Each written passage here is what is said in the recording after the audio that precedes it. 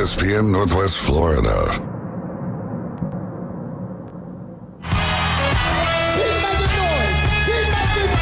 What's going on, Northwest Florida? You're now riding with the Afternoon Underdogs, and this is ESPN Northwest Florida, 104.3 here in Panama City, 101.9 in Port St. Joe. I'm David Hazel. I'm with Caveman Rick, and we're just waiting on good old Tyler Bishop, our college football prognosticator, to get in the building this afternoon.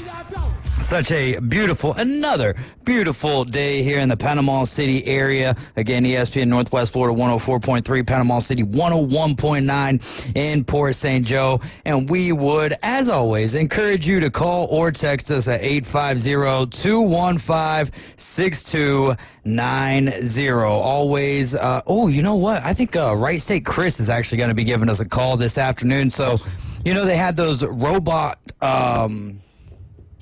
I don't know what it was called exactly, but, you know, like a robot tournament, essentially. Yeah, I remember him posting something and talking to us about that. Yeah, so they, I believe they ended up finishing in fourth or fifth place, maybe sixth place out of, you know, a lot of people. It's called like STEM or something. Yeah, something like that. We'll get a better detailed description of what it is, because he sent me a couple of videos of it. I was like, oh, that actually kind of does look like BattleBots, except for they had, you know, certain goals that they had to take care of. It wasn't just about, you know, battling other robots. So pretty cool stuff, though. So hopefully Wright State Chris will give us a call this afternoon. The phone lines are absolutely open for you, 850-215-6290. Got Caveman Rick, we're going to go over your do you have any of that ready, your underdog update? Oh, I can look at it. No, I didn't do any of the math quite yet for the second round, but I can probably do that here when Tyler gets here for a few. All right, yeah. Whenever we get Tyler in, I'd like to take a look at that early on throughout the show. Underdogs ain't doing so great, though. No, it's one of those, you know, where a lot of people are like, is NIL killing the mid-major? I mean, I don't think so. It's not, you know. I think it is. I think that you're getting maybe more experienced teams through the transfer portal and the NIL. Well, but you're also, I mean, dude, we had the same amount of 12 over 5s. Like, you know, there just hasn't been the wild, crazy upsets because we got a little spoiled with some 16s over some 1s and some 15s over some 2s. I think the problem I have with it is that, you know, all these mid-major schools, if they have a player that's a star, they're going to get poached by these bigger programs. Before, it was a big deal to transfer because you'd lose that year, and a lot of kids didn't want to lose that year. They wanted to keep playing. Well, now that you can kind of keep your eligibility going, you can jump from that mid-major, and then you can go to a Power 5 school, you know, or whatever, and, you know, parlay that into either like one and done at that school to make it into the NBA or whatever. And so I think because of that, you know, these mid-majors typically – you know, especially in college basketball back in the day before the one and done time, the schools that would actually win and do well are the schools that had the continuity. They had, you know, 4 and 5 year players, seniors and whatnot, that actually been there and played for a while. And because of that, we got some new equipment there, and so we're gonna have to figure that aspect out. But hey, you jumped on, you hit the doorbell, you welcomed. I think the doorbell still works. I believe. Yeah, I hit it. The doorbell still works, and I can see it. Evidentially speaking, as Tyler Bishop, the college football prognosticator, inside the building, I'm sure that you know, he's heard enough about the Bulldogs, and we're not talking about the Georgia Bulldogs, the Gonzaga Bulldogs. Let me ask you this, though. I know that you're just getting in here, so it won't be too serious of a question. But when Georgia was out of the tournament, when they lost to Gonzaga, was that it for you? Like, you don't even care about kind of the, and I know we're not trying to say, oh, Tyler only watches the NCAA tournament if his team's in, because you've admitted to the fact, well, admitted like it's a bad thing. You've said before, like, you didn't even do brackets until you started coming on the show. Yeah, no, I mean, I've actually watched more of the past 2 tournaments than I have of this one. It's just been a crazy last like 10 or 12 days, just, you know, everything going on at the house and at work and everything. But so I honestly didn't get to see like 1 second of that Georgia-Gonzaga game, which is kind of disappointing because, like I said, it's the first time they've been in the tournament in a decade. Yeah. And I didn't even have an opportunity to. I mean, granted, it didn't sound like I missed a whole lot. But yeah, no, I saw a little bit on Sunday, some of the UConn-Florida game, and what was it, the beginning of like Baylor, Michigan. Baylor Duke. Baylor Duke. Baylor Duke. Yeah, I saw a little bit of the beginning of those games, or the end of the Florida game and the beginning of the other one. But honestly, I haven't. Not that I'm a diehard basketball guy by any means. Right. But I have, at least the last few years, been trying to watch more of it, just coming on the show, being able to talk a little bit about it. And it's fun. I mean, kind of what you were saying before I got here, I was listening, and like there hasn't been as many upsets, so maybe that's part of it. That's a perfect segue, because that's something that I do believe. Like when Rick was saying that, I'm like, and again, all of us yearn for the upsets. We want to see the upsets. That's the highlight. It's why you watch. You brought this up before, Rick. Why do you watch NASCAR if you're not, a huge NASCAR fan? You watch for the wreck. Why do you watch hockey unless you're a huge hockey fan? You watch for the fights. That's why you want to go watch AAA hockey. That's not what it's called at all, but the lower levels of hockey, a fight breaks out in the middle of a hockey game all the time, or what is it? I went to a fight and a hockey game broke out. Is that what? That's all the time. Like, go over there to the Ice Flyers. First off, they present a great atmosphere to watch a hockey game, but that's the thing when it comes to March Madness. A lot of people, especially people who don't pay attention, like they want the upsets. I don't blame them on that. That's exactly what I want out of it as well. There's been some good games. There's been some good basketball being played, but the number of games, like, throw upsets out of it. You kind of look back on the first two rounds and the games that went down to the wire or made you think about, or like the only thing. If you were betting on the games, it's like, are the overs? That's when you're just kind of like sweating bullets at that point. Yeah, it's. That's why people watch everybody wants to see like the highlight craziness, right? Even like NFL football, you want to see the one-handed catch. You wanted to see the guys getting blindsided, in the pre-CTE games. Basketball, people want to see the highlight reel jams, the Steph Curry, mid-court three. Like, it's always the extraordinary stuff that really draws in the average fan. The diehards are going to watch it no matter what, but you're trying to appeal to the average fan. They want to see the stuff that doesn't happen on a daily basis, the unusual.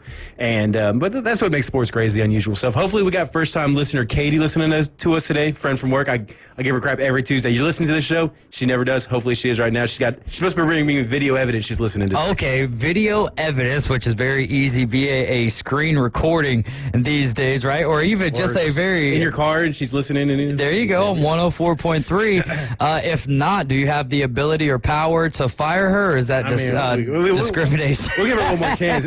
Make her wash dishes or something. Yeah, right. Do y'all wash dishes at Chick-fil-A? Well, I guess you got like the hotel fans and stuff like that. The kitchen stuff.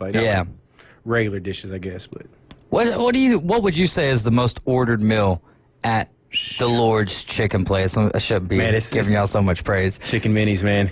Oh, the breakfast. Those things go See, why aren't those like all day long on the menu? I'm glad those are. They're a little harder to make because you got to split the bread everything evenly. About breakfast is more labor intensive. Yeah, because you got to like. Which is wild because people expect their breakfast faster than they expect their lunch. But everything about breakfast is more labor intensive. Yeah. That's wild because I used to work at a restaurant downtown. I did restaurant. I was in the restaurant industry for a while, but I worked at one downtown where it was basically breakfast heavy. Lunch was still nice and dinner was, but a lot of people, especially in the world of the lawyers and judges and whatnot, goes right in that area. Routines and they expect it. Yeah, but then there's some people who show up like 5 o'clock in the morning. It's like, bro, we open at 5. Like, I'm trying to open my eyes right now. I hated it though. Like, I don't mind like 7 o'clock. I'm like, give me about 2 more hours and we'll be good. But at this place, I'd have to be there at 5 o'clock in the morning. It happened twice because I got there at 8 o'clock and I would like kind of help the morning shift and then kind of that transition, help out lunch, and then prep for the evening, which I've always liked that. Like at prep, I could do it at my own pace. Like if we're not, exactly. Yes, I've always loved that. Your place needs to open one of them dwarf houses, even on the beach or maybe someplace else. But that'd be kind of neat. Those are only like a. There's only one, isn't there? Well, no, there's a handful. Of when those. I lived in Atlanta, I can think of 3 that I know. Oh, there was 3 just in like Atlanta? a Georgia exclusive. Yeah, like there was one over like the original. I've been to one of them. That's over in Hateville. Hey, that's the one I've been to. Isn't that like the original one or something? That's where it all started. That's where it all started. That's where it all started. And then there was one over in. Do y'all have to learn that on I'm sorry. Did y'all have to learn that on a quiz or something? Nah. All right, back to you, Kate. There's one in Gwinnett County that I went to that was over by like the Gwinnett Mall, and then there's a third one too. I I can't recall, was when I was doing my EMS job, driving an ambulance. We stopped there, and I don't remember where that one was at. I want to say it might be over on the west side of Atlanta, but I'm not 100% sure. Yeah, I know there's one in Noonan. I did that grand opening when they rebuilt it. And then there's a couple just throughout, like, randomly throughout Georgia. But it's just one of those, like, Georgia exclusive things. But it's like Waffle House combined with, like... Yeah, it's weird. Crazy, it's like, y'all should be open on Sunday. I feel like I heard, like, a folklore tale that one of those was at one point open on Sunday, but I just couldn't believe in it, man, because... Chick-fil-A and Sunday. That guy wasn't there very long. He got fired real quick. Got fired from his own franchise. He went AWOL and was like, hey, I'm going to be the only one open on Sundays, so I get all the business. Now, don't they... This is like a whole dang infomercial on the Lord's Chicken. Do they sell chicken sandwiches in Mercedes-Benz on Sundays? Nope. No. Man. Yeah, it's like, which is crazy because you got it in there and it's like... Yeah, it's like, so, I mean, what do they really use? The Peach Bowl, SEC Championship game? Yeah. You know, Monday Night Football, Thursday Night Football. When they have, like, but they have the Falcons. Well, the Falcons play on Sundays. Yeah, that's what I'm saying. But that's my point. Like, when are they actually? Because I've worked at that, like, inside the stadium. Like, it's, But they'd have other events. You've worked inside the stadium before? Yeah.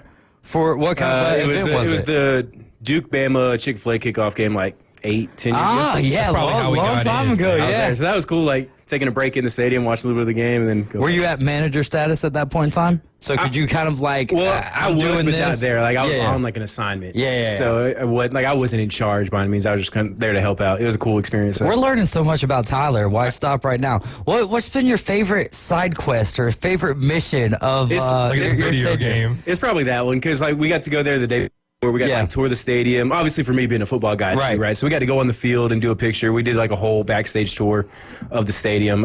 Had dinner in the stadium, like one of the suites up there. So that was, just being a football guy, that was a pretty cool, cool thing for me. I'm trying to think of anything cool that's happened to me outside of working here. There's been some really cool things that have happened, but that is like, oh, this is like this makes it all worth working here. Like, yeah. I remember when I was happy one time, which I'm not even going to get into. One time.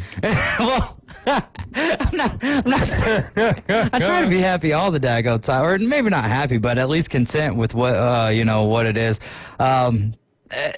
But one year we had a Christmas party. I'm normally the type, like, if we got a company function or whatever, like, is it mandatory? Do I have to be there? But they, at this particular place I was working at, they, like, gave out Christmas bonuses and stuff at the Christmas party. And So you I gotta never show worked up. at a place that actually Like, gave darn right, I'm out gonna show up. Christmas bonuses. And I really did enjoy, for the most part, we were kind of a smaller work staff, and I kind of enjoyed everyone's company there. Oh, go ahead, finish. I was Well, going to tell you. we went to Rocket story. Lanes, and it was a great time. It was that was one of my most memorable side quests, if you will, of my working days. I'm still working. I don't want to get that One crappy misconstrued. one that I but- had to when I was working. Oh, at a we're going place crappy, here. of course. Yeah. Here in Hey, town. baby, y'all. Still here in town. The ownership has changed, but when we had the party, the owner didn't show up. He took a trip out of the country. Ah. So his kids were there that were, like, hosting it, if you will. And then as far as, like, bonuses and stuff, yeah, right. How about this? All right, didn't even give bonuses. What they had was they gave out, like, raffle tickets to win a couple of prizes, and a couple of prizes were crap, like a Chia Pet, and then they actually had Chia Pet. on the actual, You're dating yourself on here. the actual tables. No, this was only maybe 12 years ago, right? 13 years ago or something. Well, yeah, Thanks, so 14 Chia years. Pets were like an afterthought at that point in time, right? And then on top of that, some of the other stuff they were giving out as, like, a prize. Decorations on the tables had, like, some snow globes. They gave those away. So if anybody's listening and was there and knows what I'm talking about, you know how much of a joke that Christmas party was. Hey, I've been to some jokey Christmas parties, but I was so, like, ticked off that I wasted a couple hours of my day and showed up to that thing. Oh my God, I can't even tell you. all right. Well, if you guys have any great work stories, it doesn't have to be Christmas related. Christmas related or anything like that. But if you have any great work stories, man, I would love to hear them, especially side quests or missions, or if you got called somewhere. I don't know why I'm talking in such a video game speak. I mean, you're I'm playing video games. a little Red Dead Redemption for 24 hours hours or so, and it's like, oh, here we go. Let's get on some side quest. Yeah, that's a fun video game. How about, speaking of video games, last year the college football, the athletes who were getting on to college football, EA Sports College Football 25, they got paid, what was it, $600? I think it was like $600 per player. And they get the game. And they got a free copy of the game, yeah. Oh, yeah, don't forget about that. Now, I mean, that's $60. hey, $60 right there. You're closer to 700 before or after the video game than what you was before, Now they're giving them $1,500. His sales were so They good. made $1 billion off the video game. They should They give did them a set a hell of a record. lot more than that. Yeah, but they had I disagree. 11,000 players. 11,000 players. So you can give them all like $5,000 a piece, $10,000 a piece, and you're still like a fraction of like $1 billion. My argument with that is like I would have bought that game if there was no players in it. Oh yeah, okay, I see what If you're there was saying. if they was just all generic players, I would have bought the game just as quickly. Would you? Okay, let me ask you I'd rather this. have the coaches than the players. All right, I love that take. All right, so we're going video game lane again. I love that take because that's kind of one of the things that the coaches are there longer than the players are. Yeah. If you're playing a franchise or whatever, and if you don't want to make yourself the coach, you could be the offensive coordinator to, Nick Saban wasn't going to be in the game, but Kalen DeBoer, or Kirby Smart, or you could have been, the assistant to Nitro Tuggle. Who knows? But that's would you have bought the game again? You can't update the rosters. You can't update it. You can't get the names in there or anything. No coaches. Do you think that you would buy 2026, or would you be just content with 2025 if there was no rosters involved? I mean, I feel like if I bought, I'll say this. I feel like if I bought the game in 2025, the reason why you buy new games is for the roster upgrade. And that's one of the reasons why I don't, is because they do new features, right? That should be the reason you buy games, is for the new features. The problem is that these games, especially within the graphics, they explode at such a rate that they really can't keep up, and they only work on the modes that make them the most money. And basically they're just kind of creating the cards and stuff like that. They're not creating a new video game. So I've gotten to the point now, because I don't game online as much, where I'm still on like MLB The Show 22 or 23. Yeah. No, there's 3 generations there's nothing away. they could do to get me to buy it this year. You won't buy it at all this year. No. Doesn't matter. What's the point? See, What if like franchise mode is totally updated? What if you can get the coaches in the game? It's probably not worth it at that point. Okay. I mean, but you weren't really playing a lot of video games prior to college football, though. No. Okay. I mean, I mean, since I was a little kid, I've played some other stuff, but it's always been like Madden and NCAA. We bought both every year, kind of religiously, and so I was super pumped when it came out, and I was fairly happy, very happy with what they produced. I was very. I don't think they're going to see the sales explosion like they're expecting. No, because but the explosions already happened. I don't think that you see the residual waves coming in. You're like gonna it's a have volcano they get erupting. lazy. The makers, they're not going to add a whole lot of new features because they know there's going to be a lot of people that are just going to want to get the new updated version of the game. The kids that are going to whine to mommy and daddy come Christmas time, and that's what they're going to get. So they're going to get a ton of sales just off of that alone. So they don't really have to add a whole lot of stuff to make it better or different, and they're still going to make a ton of money. But I think if fans that really played the game, or even casual ones, would just buck up and say, we're not going to buy it until you guys come out with something more grandiose, then they would try to make every year that much better just to get them sales. Well, that's the issue, though, and it comes really down to what you said. It's not just the kids out there who are, getting mom and dad to buy them the games. It's every single person who is buying the, it's not about buying the version, the expensive version, the deluxe version or whatever. It's the fact that they get online and they spend money to make their teams better. And so that hurts because they're only focused on, all right, well, how do we take this ultimate team mode essentially and make it, keep them wanting to spend money? And to a large extent, that stinks. I don't know where I'm at as far as that goes with buying the game this year or not. Maybe they need to add some side quests. Yeah, right, no doubt. Which is not. I mean, sports video games are the ones that I play. I've just been playing a little Red Dead 2. Yeah. I don't even know what it was that I think I saw a horse riding down the road one day. That game's just badass, though, man. It is. It is. But yeah, that's kind of one of the things for me is when you make additions to like Madden this year was actually quite a big upgrade from what it was in the past. And no one can... commentary is such a big deal to me in a video game. So I would like to always see fresh, updated commentary in the game. But one of the things that's kind of gotten stale, or no. One thing that I don't think you could take away from the producers of the sports video games, mainly the ones that I mostly play, which I haven't bought a new MLB The Show in a couple of years, but with Madden, with college football, even 2K to an extent, is the fact that there's new motions. They add new stuff. So it's not the same game, but is it worth spending $70 or $80 or $100 like on that when I feel like I got my money's worth out of college football, 25 this year. 100%. But not much more than that, though. You know, like I played a crap ton of it, but then by the time we got to the middle of the season, I was kind of video gamed out. You know, I played more college football than what I did Madden. It's one of those things. But as long as they're making money and the continue to spend, like even after you've bought the game and now you got to spend money to the DLC, the downloadable content. Yeah, DLC. That's a great way to put it. I've never understood that. I've never paid for a daggum app. You know, like if I can't get by. And I'm sure that there's plenty of apps out there that are worth buying. But I'm not going to pay for a game on my phone that I'm only going to say, I tried to get my money's worth out of it. And that's hard to do with some video games. That's like, hey, I don't want to unlock this stuff by completing the quests.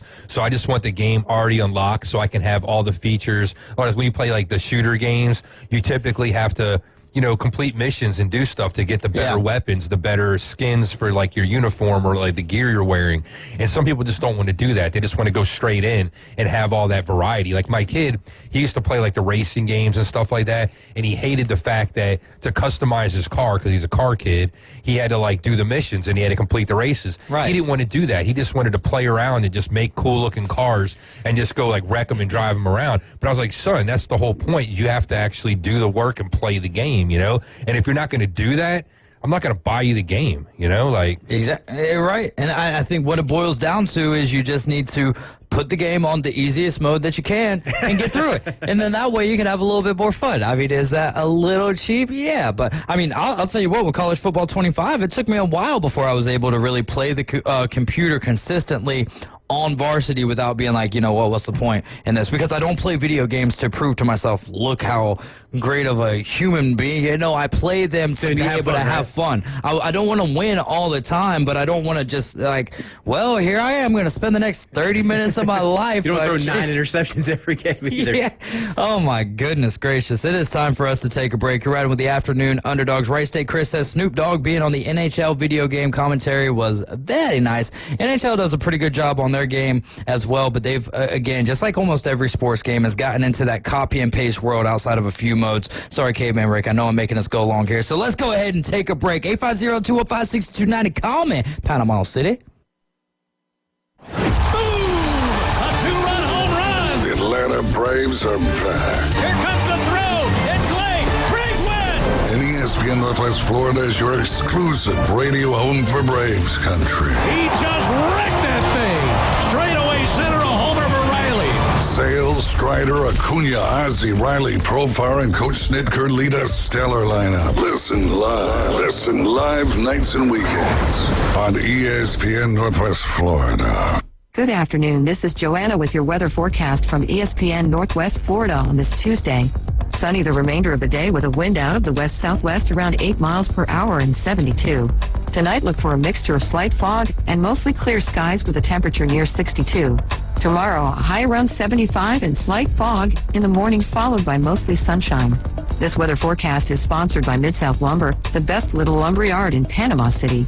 Thank you for tuning into ESPN Northwest Florida. Rely on it. Want to experience the ultimate car wash? At Tommy's Express, you'll love our open and bright tunnels, easy loading, flat belt conveyor, unlimited membership, and free vacuums and mat washers. Try us for free. Text WASH 415 to 86697 to send our best wash, The Works, directly to your phone. You'll love the sudsy clean, ceramic wax, underbody flush, spot-free rinse, and tire gloss. Experience the difference and visit Tommy's Express today. Offer valid to new guests only. By participating, you consent to receive promotional and information text from Tommy's Express. Message and data rates may apply. Message frequency varies.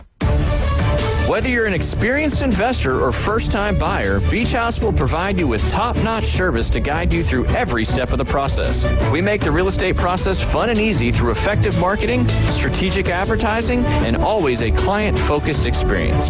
From single-family homes to full-scale developments, Beach House Sales Development has you covered. Check them out at beachhousesalesfl.com or give them a call at 850-919-3500. Doing what other stations can't. The Afternoon Underdogs is live and local. 850-215-6290. When you've completed dialing, listen for the ringing signal. 104.3 ESPN Northwest Florida. Welcome back. You're right with the Afternoon Underdogs. Tuned in here to ESPN Northwest Florida. We are your home for the Coach James Hale Show in the morning, weekdays from 7 to 9 a.m. And then following that, you have Dan Patrick from 9 till 11. And then the Inside Drive with Ryan Mulvey's weekdays from 11 to 1 p.m. And they will not be on this Thursday. So we'll have some national programming on, then we'll jump into Braves coverage. For opening day, I am so excited about opening day. Going to be hopefully a redemptive season for the Braves. Yesterday I brought up the score.com caveman Rick. They had the 5 teams underneath the most pressure to win the World Series. It was the Phillies, the Mets, the Yankees, the Dodgers. There's one other team that was under the most pressure. What team do you think is under the most pressure to win here in 2025? I would say it's probably the Yankees, man. Like, I'm right there. They got the winning culture. They got the most, World Series ever. It's been forever. It's that too. That's part of the reason why. So I think that they have overwhelmingly the most pressure to win.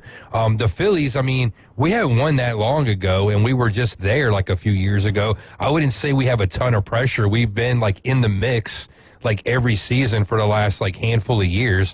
So I don't see why there's tons of pressure there. We got a huge fan base, and yeah, we want to win. You can't win every year. So the Dodgers just won this past season, so I don't know why they have a ton of pressure other than they got a ridiculous payroll, and because of that, I guess that kind of puts you up there. The Mets haven't won in forever either, and now they got a ridiculous payroll. So right now, I would probably say if it was not the Yankees, it's the Mets, the 2 New York teams. So I got a kind of a 2-pronged question. Yes. Coming off this. This is one of my favorite things about having you on, too, is the outside perceptive questions. Well, it's not even baseball exclusive, I guess, necessarily, but kind of on the same train of thought. A, do you think there's more pressure on a team who gets close but never quite gets there, or a team that hasn't been there in a while, like the Yankees? I was talking about the Yankees as opposed to the Phillies. Which would your team rather be? Would you rather be do you think there'd be more pressure on your team if they were constantly getting there, or they got there and they've been down for a while and trying to get back? And then also and then again, it kind of applies to all sports, not just baseball, but how many seasons between championships is a realistic? Obviously Bama winning 7 of the Saban era, not realistic. Yeah, nah. Bill Belichick, Tom Brady, not super realistic. Even what Patrick Mahomes and Andy Reid have done, not super realistic for everybody. But 30 years, 30 teams, 1 a year. So once every 30 years? Well, just saying, if you got just that many teams, mathematically speaking. Yeah, because you can't win every season, technically. So yeah, but that's a little bit of a high ratio, right? Because not really. Well, because it's. If we look across the board in sports, right? We go to baseball. There's plenty of teams who haven't won the World Series. Yeah. Right? And that might actually be right. Well, that's what I was going to go through. I'm trying to think of some of the teams who haven't won World Series off the top of my head. The Rays haven't won one. Right, yeah. Then I start drawing blanks, though. Like, after I say that, I say plenty, and then I'm like, well, the Rays haven't won. Rockies. The Nationals got one. The Rockies don't have one. Seattle's never won, right? Yeah, they've never won. They've had some, great seasons. The White Sox have won one, right? I believe they did, because that was one of my Grandma Hayes, God rest her soul. She was a big Rays and White Sox fan. She was always a White Sox fan, but she wasn't a Rays fan until we moved there, and then we took her to a couple games, and she was hooked. But like, she watched more been baseball than I did. Like the longest than any other sport out there too. So I mean, in that sense too, that a lot more opportunity for teams to win because of that. Chef Ross says he'd say it's the Mets being under the most amount of pressure. I would agree because of how much they've spent in the offseason. I still stick with the Yankees, but I do think that the Mets are up there. I don't think that the Phillies are under as much pressure because fame is Buckner and Ray Knight, and that's how they won their last World Series. Yeah. And if it wasn't for the Buckner ball, they probably don't even win that game. They don't even win that World Series. Well, that's true, but they did have to win the game after that, though, because the Buckner era was... in fact, I think that they had more time in that game. I don't think that was the ninth inning. I want to say it might have been... No, it was like seventh or sixth. Yeah, sixth or seventh inning, right. When it comes to your point, so basically from the fan, or your question, rather, so from the fan perspective, right, like what would you rather have, a team who... Well, I guess what do you think provides more pressure? Is it being there consistently? Like, are you ever going to get over the hump? Or like you've gotten over the hump a few times, but now it's been a while, so now you're kind of feeling that pressure build. I think it's the team who's always there. I think from the fan base, I think a perfect franchise to look at outside of 2021 is the Atlanta Braves, right? Because they were, for the large part of the 90s, basically the whole entire decade, they were always constantly there, and they won what, in 1990? 95. 1995, yeah. They were there a few times, right? I think they were 3 World Series in that particular era. Was it 11, 12 pennants in a row or something like 15, that? I want to say. Okay. 15 National League East. It might be 14, and they were looking for 15, never got it. And they've started that ascension again, and then kind of, fell off track here. Phillies won the National League East last year, right? Yeah. Yeah. So to me, it's the team who's always there. Like, if you go to football... who was underneath more pressure to win the Super Bowl? Was it the Eagles, who were there a couple of years ago, right? Or was it the Chiefs trying to win the three-peat? Like, when we think about who was under the most pressure, well, we don't know. We can't really put a number to who was under more pressure. But when we watched the game, it sure did look like the Eagles were right. That's what I'm saying. The Chiefs were trying to do something that's never been done in NFL history. Now, provided that's not necessarily a part of the debate or the conversation that we're having. But the Eagles looked a whole lot more loose out there, and obviously a factor of that is the pressure that was involved. I would say too, like, okay, you look at, like, in baseball, you got like a team like the Reds hasn't won since the 70s, right? You look at a team, and I'm not picking, like, on Ohio stuff, but like, look at like the Cleveland Browns. Okay, they haven't won basically since Jim Brown was there. So when you have this culture of like never like winning and always just being like a bottom feeder for the most part, there's not pressure there because you don't have those expectations, right? I mean, like, sometimes, like, if you just make the playoffs, you're just happy to be there. You know what I'm saying? So yeah, I guess there is something there, but like, if you're every year annually in the mix, a team that's always, like the Steelers, for instance, they haven't had a losing season under Mike Tomlin. Right, but when's the last time they won a Super Bowl? Exactly right. But I'm just still saying, but every year they're in the mix. Towards the end of the season, like, the team still has hope. There's something there, like, when you're a team, like a fan of a team, and like, if it's football, 4 games into the season, you're already 0-4, and you're like, our season's done. Yeah. Like baseball, like, if you only got a handful of wins in the first couple months, you're like, okay, our season's done. We're already like 15 games behind, the leader in the division or whatever. And then, like, you just don't have any hope. So when you're used to that, I mean, like I said, there isn't a lot of pressure. The pressure is like coming from, like the teams that are actually doing something, I guess. I mean, I think that's a great point. What would your analogy be, maybe from like a Georgia standpoint? You're there now. Yeah. Well, I mean, you could even say, like, a lot of times under the Richt era, it was, Georgia was like 10-2, 11-1, and lost to Bama or lost wherever. I think a great kind of analogy is Auburn. Like, I feel like they've had like the Cam Newton year, and then Gene Chizik gets fired a year later because they went like 4-9, and then and then they had, which is Auburn in a nutshell, though, right? It's very much Auburn. Yeah. Like, they're either a national championship contender or they're barely bowl eligible. It feels like, and it's just got to be super frustrating to me that inconsistent as a fan. That's a whole different rabbit hole we can go down a different time. But if you're an Auburn fan, call in 850-215-6290. I know how you feel. We had 4 losses last year. It's one of those things that, like, as a fan, once you've broken through, like Georgia breaking through recently, like, it's easier to be contending and lose because until you break through as a, like, obviously Georgia did in the 80s with Herschel Walker, right? But as a fan, like, I didn't get to watch that. So, you know, every time you would see it, you'd be like, okay, this is our chance. And then, oh, man, we came up just short for this reason or another.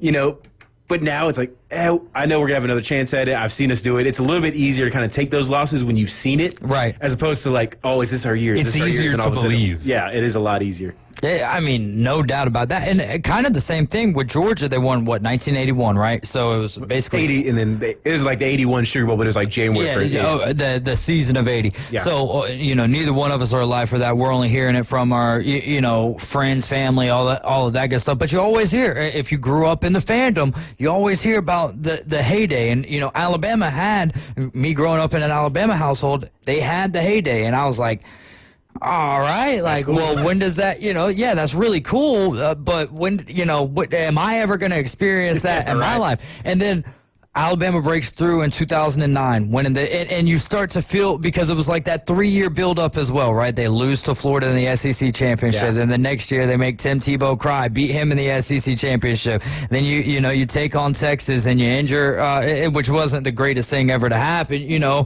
like you would like to see good on good, you win the national championship. But hey, they beat Texas to win the national title, and then it's just like almost every other year they're winning the national championship or they're in the thick of things. So then you're kind of like, well, man, watching regular season football to some extent has lost.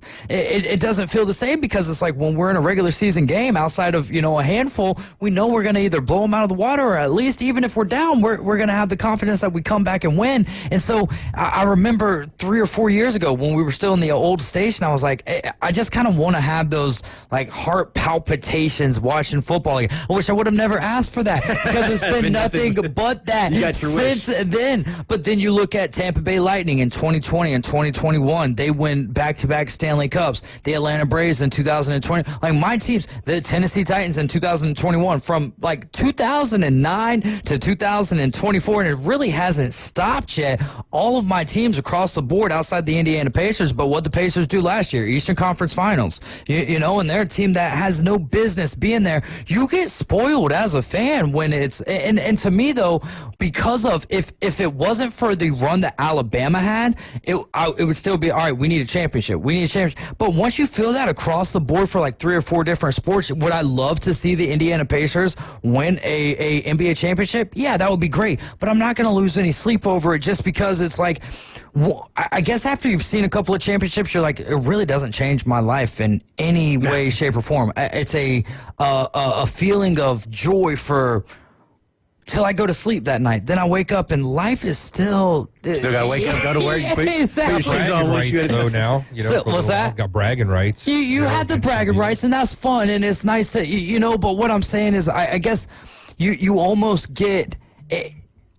And I'm saying, I guess I would say that it's not a bad thing, but it's also, you get a little jaded towards it. You get a little callous towards it, where it's like, all right, you know, like it's fun seeing you guys win, but also when the losses start happening, it's like, that's why for me, I didn't understand Alabama fans being all up in arms because we lost 4 games. Has it been a long time? Yeah. But when I was 16, 15, 14, 13 years old, it was like, let's get bowl eligible. Let's win 6 games, and let's hope to not have a postseason ban. How about you're doing pretty well and your team's actually there, and then you have a bad season or two, and then you get somebody like some fool like a Harvey Updike going and poisoning trees because, oh my God, we didn't win this one year, you know, or we got, you know, embarrassed once or something like that. Okay, you know? just throw your shade. It's crazy. You know what I mean? Like, that's being spoiled. That's like, you know, hey, like, when's enough? Well, it's funny. Like, there's like a segment of the Georgia fan base that's complaining about how bad Georgia was this year in football. It's like,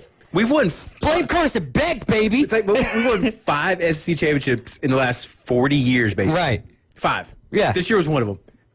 Why is that not a good thing anymore? You know what I'm saying? Like, because we won the whole 90s, early 2000s. Like, really? Like, this is a bad season for, like, nah, I've seen far worse seasons. Like, was it the prettiest season of all time? No. Did we win an SEC championship? Yeah. Would I have liked to have gone farther than playoffs? Sure. But, like, really? Like, y'all are mad about an 11-3 SEC championship season number 2. Like, come on, get out of here. We asked this question yesterday. Neither one of you guys were here. What in collegiate sports only? What sport do you think is the and of the ones that we really know? I'm not asking you to talk about gymnastics or golf or rowing or track and field, all that good stuff. Not taking anything away from them, just saying that we don't have a whole lot of knowledge on them. But what, softball, college baseball, college basketball, men's and women's, college football, what college sport do you think is the hardest to win the national championship in? It's a tough question. We'll finish off this segment reading off a couple of text messages. When we get back, we'll kind of dive through that conversation. We'll play a little bit of trivia, and we might even talk about a headline or two. Headlines were slow, so I told the guys when we come in today, let's just talk. Let's just talk. You want to be a part of the conversation? 850-215-6290. From Mr. Ed, he says, long overdue. Baltimore Orioles, Palmer, McNally, Frank Robinson, Boog Powell, Mr. Ed is showing his age. Of course, always singing Sweet Caroline for my Red Sox. And earlier, Tim Adams texted in, consistently getting real close. Being in the final mix and coming up short has a way of frustrating a fan base. At some point, they'll get tired of it and adopt a winner, a win or get the heck out mentality. Bills fans know that feeling all too well and dealing with it again right now. I think that's the worst, though, is that would almost, that's one that I can't put my feet into those shoes, right? Is getting there consistently but not winning. Like, if you win one, let's say that the Bills went 5 times and they win one, somewhere within those 5, I think you can feel better about that. But when you go blank, you never, like, if you're 30 years old, if you're 40 years old and you're a Bills fan, you've never experienced, well, I guess never in their... Yeah, they never won a championship. Right, so never the in their they franchises. Got was 4 years in a row. Right, so never in your franchise's history have you known what it's like to win a championship. Now, do I know what that's like from the Tennessee Titans? No, I was 1 yard short of that thanks to Mike Jones tackling Kevin Dyson. Would that be awesome? Yes, but that one's so tough because I think that you have to, you got to take your whole fandom and apply it. It's not just about one particular sport. Does that make sense? Yeah. And the Oilers didn't win either. The other half of the time. Right, yeah, no doubt. They had some great quarterbacks along the way, great coaches, and just never got it done. Maybe that is in the future when they go out and get Cam Ward, because I think, I don't know, man. We'll see what the trademark. We really need to get Tho Bishop in here, because when Tho and Tyler are together, they are talking great things about the NFL draft, which we've got a little shindig going to be planning for that. We'll let you know more when we have Tho in the building with us. You're running with the Afternoon Underdogs. This is ESPN Northwest Florida. More on college sports and what is the hardest championship to win when we get back. Auburn fans, let's hear it. This is an open 3. You've earned this one. And he knocked it down. ESPN Northwest Florida is your spot for the SEC champion Auburn Tigers. Congratulations to Coach Pearl and the Auburn Tigers for a historic season. And we're not done yet. The madness is just starting. Listen to the Tigers plow through the tournament right here. ESPN Northwest Florida. Good afternoon. This is Joanna with your weather forecast from ESPN Northwest Florida on this Tuesday. Sunny the remainder of the day with a wind out of the west-southwest around 8 miles per hour and 72. Tonight, look for a mixture of slight fog and mostly clear skies with a temperature near 62. Tomorrow, a high around 75 and slight fog in the morning, followed by mostly sunshine. This weather forecast is sponsored by Mid-South Lumber, the best little lumber yard in Panama City. Thank you for tuning into ESPN Northwest Florida. Rely on it. With over 65 years of combined experience, Instant Replay Sports Cards is happy to help you take your collection to the next level. They carry all the new hobby boxes, signed memorabilia, and supplies. New and vintage cards in Pokemon. They sell and trade cards and are always looking to buy. They're an authorized source for Topps, Panini, Upper Deck, and Leaf cards. Instant Replay Sports Cards is open 7 days a week at 752 West 23rd Street, down from Academy Sports. It can always be reached at InstantReplaySportsCards.com. Introducing Southern Breeze Primary Care. With 45 years of experience, owners Holly Gay and Lisa King bring warm, friendly care, Southern charm, and a family vibe. They are the pros in youth sports, physicals, general health care, Bio-T hormone replacement therapy, certified DOT exams, and Coast Guard physicals. Southern Breeze, 107 West 19th Street, Suite B, 850-248-8002. Walk-ins are welcome and insurance is accepted but not required. Southern Breeze offers breezy solutions for your healthcare needs. It's go time all the time. Sports talk around the clock. Oh my gosh! Now back to the Afternoon Underdogs. 104.3 ESPN Northwest Florida.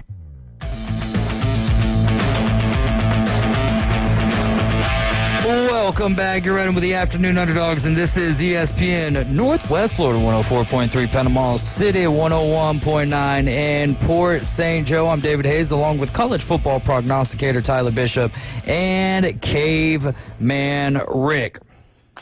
All right, got to get this computer turned back on. It died in the process. I was just telling Tyler, well, if we run out of any content that's on the old paper on the old show sheet, then we're just gonna have to wing it from there. But I got the good old charger with us, so we'll be fine. For your chance to win, did you have something to say? No, I had half of the Sweet 16 exactly right, like matchups and all. How about 7 of the Sweet 16 teams being SEC laden? Yes, sir. There you go, man. I was reading a lot of articles leading up to it and everything, and everyone was saying fade the SEC. I faded them in a couple of games, but I was thinking about this last night. You remember when we were having the conversation, Caveman Rick, about the SEC and how, there's the bias. Turn your mic on.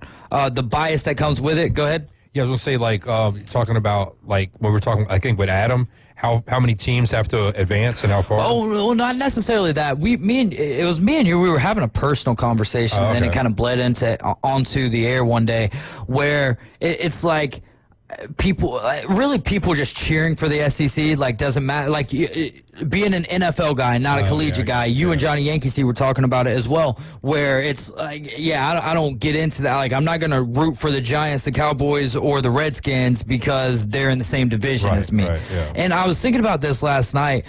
Baylor, Mississippi State is what made me think of it. I was just driving around, and I would call that, it's not like my SEC bias that kicks in. I would call it my tow truck. When I get stuck at something, if I'm stuck between two teams, instead of flipping a coin, it's like, well, I'm going to go with the conference that's kind of proved itself over and over again. I hear you. So I'm going to start calling it my tow truck. If I make a tow truck pick, it's just, if it's a case like that, I might take who the underdog is or what has like the best story or something like that. Especially if the other team I don't have any vested interest in, and they've won or something before in the past. I definitely don't want to see that. So I would definitely probably take the underdog or the team that hasn't been there. There you go. King Cullen says he's rooting for Dave to win the bracket because he's so far behind, but not so fast, my friend. At the end of the day, I don't know where you're at in the standings, Ken, but I do know this is that things change drastically each day. So you might be out of the running come Thursday, but then Friday look like you have an opportunity, and then come Saturday, you're all the way at the bottom of the barrel again. I'm just happy to be tied for 18th right now, 18th halfway through. Out of 100, what we got, 154? 158. 158. So that's pretty good. Yeah, I mean, I'm always finishing in the hundreds. At least the last 3 years that we've had this competition rolling here. I've been real bad. It's so funny too how it worked out. So I only did 3 brackets, Tyler. I did my main bracket just for the big bracket challenge. Then I did one with Alabama winning it all. Then I did another one because Max invited us to a money group, a money bracket challenge. So I was like, I'll do $20 just to see what ends up happening. I stuck with the same champion as my main bracket, Florida, because I think that they're the, kind of the class, and I think that win against UConn really gave them a boatload of confidence that they didn't necessarily need, and so other teams should be watching out for that. Then again, you got Duke, you got Auburn, and Houston. I mean, just yes, they're number 1 seeds, but they're also really good teams. But basically, I faded myself on my main bracket for the money bracket on every game that I was kind of unsure of, and my main bracket's like in the 200,000s or whatever. my money bracket is like in the 19 millions. It's like, oh, we're not looking so good, are we? But it's one of those things, especially because the way it works. I know that we're just picking every game, but you get more points each round that goes by, and so really you want to emphasize the teams. Like, you can pick the upsets, but if you don't get that upset and that other team that you're kicking out in the first round makes it to the Sweet 16, you're losing out on a lot. So this year I went highly chalky, and it's paid off. I mean, you shared something in one of our groups this afternoon about the transfer portal. I think it's 14% of Division I basketball players on the men's side of things have already hit the transfer portal, and the tournament's not even over. When do we fix things like this? I get we only have 16 teams that can't go. All right, and yes, it's the best 16 teams in the land. That's fine and dandy, but at the end of the day, it's just not right. So for the college football transfer portal being open during the college football playoff makes as much sense as it can because of the school year calendar, right? Like the spring semester starts early January, January 10th, 11th, 12th, 8th, I guess, probably depending on the year, depending on the university, right? So it's, as much as that sucks, at least it makes sense academically. Like, if kids want to be, on their new team for spring practice, they have to be enrolled in spring ball, which in turn are in the spring semester, which in turn means they have to be on campus January 8th, 9th, 10th, whatever that day is. So as much as it sucks, it at least makes sense. Why is the college basketball transfer portal window even open right now? Right. You can't transfer mid-semester. Nobody's graduating on March 25th and can go to their new school next week. So what's the point? Like, let the tournament finish out. Most colleges, that spring semester ends, end of April, beginning of May. So the tournament's going to be over. We're just adding chaos to add chaos at this point. There's absolutely no reason why the portal should be open right now, and it makes absolutely no sense. I don't know. I mean, you got Will Wade, right? Already got a new team, and he was coaching, kids and actually, in the tournament. So if coaches can do that, I mean, what's fair is fair, I guess. Yeah, and that's going to be an age-old argument, and as we get through, it's going to continue to happen, because that's always happened, right, with coaches. Like, all right, well, their job is done at that particular place, and they're going to take which, by the way, the Will Wade is kind of one of those beautiful redemption stories, like basically getting a transfer and got wiretapped by the FBI in 2017. Go ahead. No, I'll say real quick, the only argument I have against that is, like, Will Wade can start his job tomorrow. The players can't leave the school they're at now and enroll in that new school tomorrow. Just so because timing wise, I hear you. Like that's my argument against that. It goes against logic. Yeah. Because you can't. What's the point of getting into the transfer portal if you can't even enroll at that school until after May? June. Yeah, it's June. It's gonna be the end of May, semester, beginning of June is when that summer semester is going to start. You could theoretically get into campus like at that point. Like, Will Wade can move to, NC State, right? Yeah, he can move to Raleigh tomorrow and start coaching and recruiting and whatever now. I hope that there ends up being and I will also go the same for this. The thing is, I do believe, yes, if you're in the season, like, nothing should be open. Coaches shouldn't move. Nothing should be happening until the final whistle in the championship game. However, it's not going to stop. Like, there's no way that you're going to stop tampering unless every single when a coach gets hired, he agrees to have all of his phones tapped. How many ever phones? You know what I'm saying? Like, and that's how ridiculous it is, because then you tap that phone, and next thing you know, he's going to get a new burner phone. So Hugh Freeze, baby. Right, come on. Well, Hugh Freeze, he got in trouble. He was using his university cell phone. Yeah, he did the exact opposite. He needed the burner phone. But it's like in the NFL. Like, I'm an Eagle fan, right? Remember all the talk about Kellen Moore leaving to go to the Saints? That was happening 2 weeks before the Super Bowl. Yeah. So I mean, like, you already got a guy who's got like 9 toes out the door, and then he's supposed to go and coach in the biggest game of the year, and it kind of makes you wonder, like, hey, where's your allegiance at and where's your attention at right now? Is it going to your new team, or like in making your money, or is it like handling business that's on the table right now? Well, that happens all the time. You look at both of the coordinators for the Lions. I think that their playoff exit was before they took a job elsewhere, because it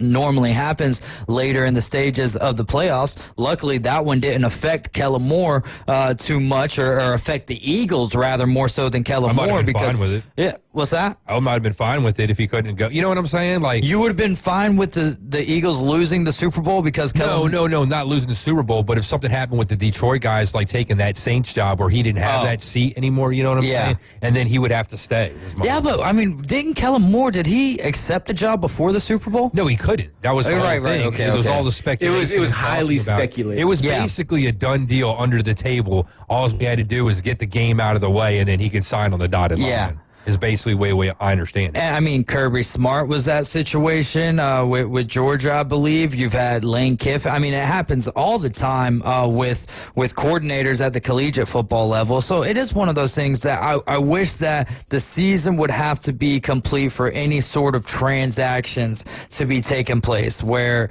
if you're coach, player, like nowadays that the players are getting paid, and it's not just the tuition being paid for and everything. Let them be on the same playing field. I got a quick question. Okay, so we were talking about McNeese State, right? And we're talking about Will Wade.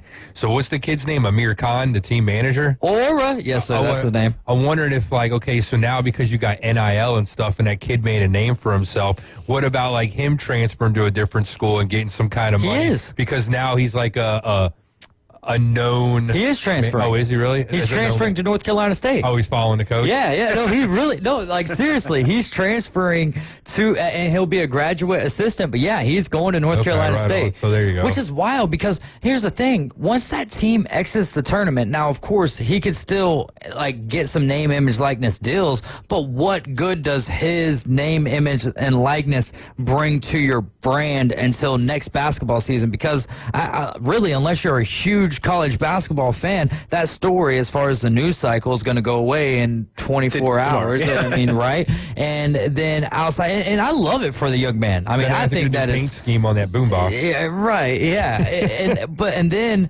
now he's not going to be synonymous with McNeese State. It's going to be North Carolina State. How many people are going to remember that he's with North Carolina State come next year? You know what I mean? It's one of those things that I find odd, but I find it's rooting for the underdog. It's something that doesn't happen normal, so I find it to be really cool for him. If NC State makes the tournament and he enters it out like with his team and he's got the boombox now painted red and white with a wolf on it or something like that, people are going to remember that from this past season, though. You know what I'm saying? And they'd be like, oh, yeah, even if they don't remember his name. I remember that kid. He was with that one school, even if they don't remember McNeese State, and then start Google searching, finding out about him again, and then next thing you know, he's talking to town again for 15 minutes of fame. Well, that's and again, I guess that's what I'm kind of getting at is until next basketball season. And really, is it going to be next basketball season or is it going to be next conference tournament season? I guess it depends on how they market them and how they do things. Because I mean, if they get enough exposure, like McNeese State's not going to get primetime games like NC State might. You know what I'm saying? Yeah, 100%. So I mean, if they do that and right off the cuff he starts doing something like that, it might be something that they could use to parlay throughout the season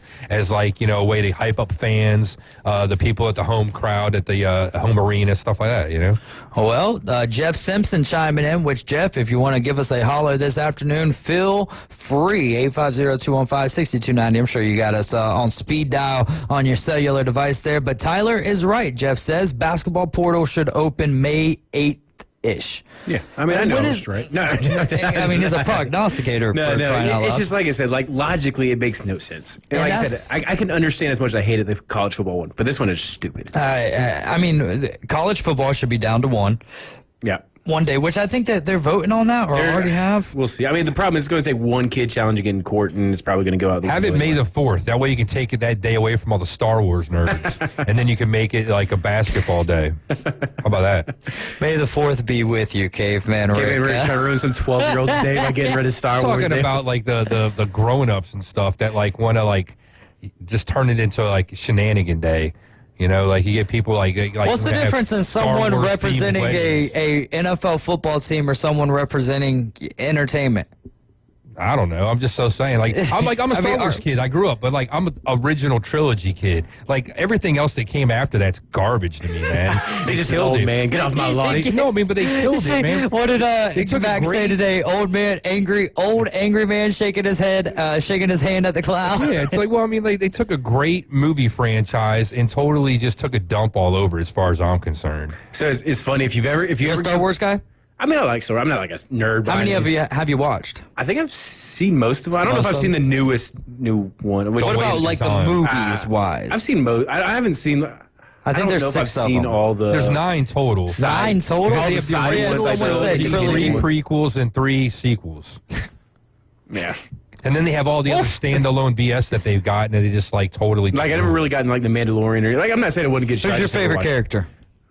Baby Yoda's a joke too, by the way. Oh wow, 850-215-62. I know nothing of what you speak of. Really, I mean I know who Yoda is. I don't know what the difference in Yoda and Baby Yoda is outside of their age. It's called marketing. It's called marketing.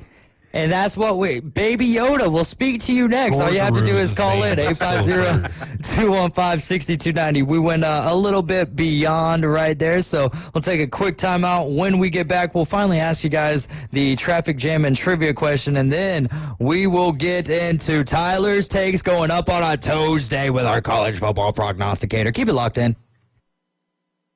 Weather in the Panhandle never stops. Turn to 104.3 ESPN Northwest Florida. This is Joanna with your latest forecast. Up to the minute weather reports all day long. A chance of thunderstorms and moderate rain. In-depth storm coverage. Winter Storm Enzo. And breaking weather as it happens. Hurricane Helene. ESPN Northwest Florida. We do have a tropical storm warning. Rely on it. Good evening. This is Joanna with your latest forecast on ESPN Northwest Florida. Night clear at a low of 61 with wind 3 to 7 miles per hour out of the west. Mostly sunshine tomorrow morning, a light breeze and quite warm near 67. Sunny and 78 in the afternoon and evening. 77 and some sun with a light breeze Thursday. Friday some sun and a temperature about the same at 76. This is your Tuesday's weather brought to you by Earthworks of Northwest Florida. Thank you for listening to ESPN Northwest Florida. Rely on it. That Boot Store reminds you, with the warmer weather usually means spring is just around the corner. That Boot Store will help you celebrate any time of the year with one of the widest selections of Western wear in the area.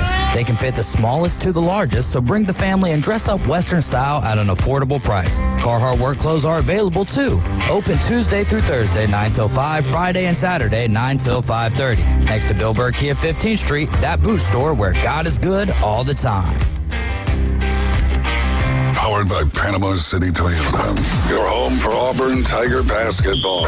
WGSX Lynn Haven. WVLQ Port St. Joe. ESPN Northwest Florida. Your biggest investment is your home. Protect it while also improving its appearance with Earthworks of Northwest Florida. We have sand, mulch, gravel, or lay down decorative stone, all available for pickup and delivery. Discover your dream landscape with Earthworks of Northwest Florida. Imagine the moment you proudly pull up to your home that you've worked so hard for, enhanced by quality mulch, decorative stones, and more. Let's make it happen today. Request a quote online at earthworkspc.com or swing by the office at 2005 Industrial Drive. Love the land you live on. Hometown Sports Talk from hometown hosts. People are loving it. We're live and local. Now back to the Afternoon Underdogs. Are you kidding me? 104.3 ESPN Northwest Florida. It's hour number 2 of the Afternoon Underdogs. David Hayes along with Tyler Bishop, slinging the Lord's chicken. I was going to say every Monday through Friday, but who really knows? I think it's Monday through Saturday. Monday through Saturday. But I'll tell you what day it's not. It's the first day of the week. Depends on how you look at it. Do you consider that first or last day of the week? It's so tough, man. And the thing is like, I'm not coming from, this is what it is and this is how I expect you on. No. I think calendarly speaking, it's the first day of the week. I think in the way that I look at it, Monday is kind of like the start to the week, right? Why do we call something the weekend? It could just be... They don't call it the week start, right? Yeah, it's like the start-finish line. Yeah, no, I agree. Like, what Sunday, doing church and whatever. What about you? Sunday's definitely like the end of the week. Like, Monday is definitely what starts like the That's next why I week. say Monday is the start of the week. I mean, it's the start of the work week, start with stuff School going week, on. whatever. Yeah, So you're saying work is more important than anything else? No, work's a drag, man, but it's because I have to be someplace on somebody else's dime. If I didn't have to, if I was like retired, then I might look at it Sunday or whatever, because the rest of the days wouldn't matter. Every day would be the same day. You know what I mean? I wonder if it feels that way. I would imagine so. Yeah. That's how I would treat it. And Every day's the same and I day. guess for me, like my weeks are pretty regimented. Like, you know, I've got like a chiropractor that I go to every Monday. Obviously come here, do this every Tuesday. You know, I got a few things throughout the week. Like I kind of set my whole week around. Yeah. So like my weeks go by so quick sometimes because like they are so regimented. They're so similar. And none of that stuff doesn't come up from time to time. But like on average, like my weeks just kind of go. Yeah, especially when you get to that Wednesday. We're doing a great job talking sports today, especially when you get to that Wednesday, though, and then you're to the point of what it is that you have to do, like evening time or whatever. Like when I was going to Most Excellent Way, like every single Wednesday, it would be like, man, by the time that's over, I'm like, golly, there's only 2 days left. It's Thursday and Friday, like of the work week, if you will, and then you're just right back. To the weekend. So We need to go to the 3 or 4 day work week. I think that's very important. We're gonna start advertising this as a sports and lifestyle show. You know, that's kind of that's what it should be. Some of my favorite shows, which I'm always heavy on, you know, sports, and anything that we're gonna talk about, might as well try to tie it into sports. But at the end of the day, man, some of my favorite shows to listen to, like obviously Dan Patrick show number 1, but Covino and Rich, whenever they're filling in for Dan Patrick or Colin Cowherd, they talk a lot of lifestyle stuff. That's what I really liked about what Kyle Wright brought to this show, was kind of merging the pop culture, because that's just not a thing for me. Like I'm in the know of things, but I don't have an opinion on them because they don't really move me. Like when stuff is happening in the sports world, it moves me. I'm like, I have an opinion on that, or I think that sometimes it gets to that point where people have such a strong opinion on something that really doesn't matter. Like, will Bronny succeed? Does that really matter or not? Like, now, if you want to get onto the nepotism side of things, does that matter? Well, he's possibly taking the job away from someone. Is he better than that person that he could be taking the job away from? That's kind of a what-if question, you know? So, the what-ifs are trying to create stuff for pop culture has just never been my strong suit. That's what I lean on you guys for. And I don't think really any of it. I don't know. Caveman Rick is actually pretty culturized in pop culture. That's my Northeast education, man. There you go. Growing up around there, man. My education. Very cultured. 3rd grade. The trivia question: UConn's quest for a three-peat in basketball was put to bed with Sunday's loss to Florida. There's been one official three-peat in college football history. We've actually asked this question, just not posed in this way, but there's been one official three-peat in college football history. Who holds that record? All you got to do is tell me the team. You get $25 to not but that boot store and a 12-pack of Buffalo Rock. If you could tell me the years that this team accomplished the three-peat feat, you will also get a $10 gift certificate to Golf Plus. So 850-215-6290. I thought I had something here for us to talk about on Tyler's Takes on Tuesday, but it's completely blank. So let's start with, let's go to the 12-team college football playoff of 2024. Let's go through each squad, and you tell me, I know that we have so much more to happen, spring games. Actually, did we talk last week about Deion and what Colorado's going to be doing? Pending approval from the NCAA, essentially. You're talking about trying to do like the NFL style, like OTA combined practice. But this could be happening this year. It would be Colorado and Syracuse this year. Do you think that those two teams can make the movement a real possibility, or do you think that the skill games that Nebraska and Ole Miss have been doing, or the traditional spring games, the exhibition game, or if Ohio State and Alabama were to do what Colorado and Syracuse were doing or trying to do, would that move the needle completely? I'd really be interested to see, are legitimate playoff contenders interested in this kind of thing? Yeah. Like, I know the NFL is a whole different animal, so I'm going to try not to make that parallel. But, like, let's be honest. Nobody's going into the season next year expecting Colorado and Syracuse. But so say, to your example, like Bama and Ohio State. Two teams probably, at least their fan base, expecting to compete for a playoff spot. Do you really want to be practicing with those guys if you have to potentially play them in the playoff?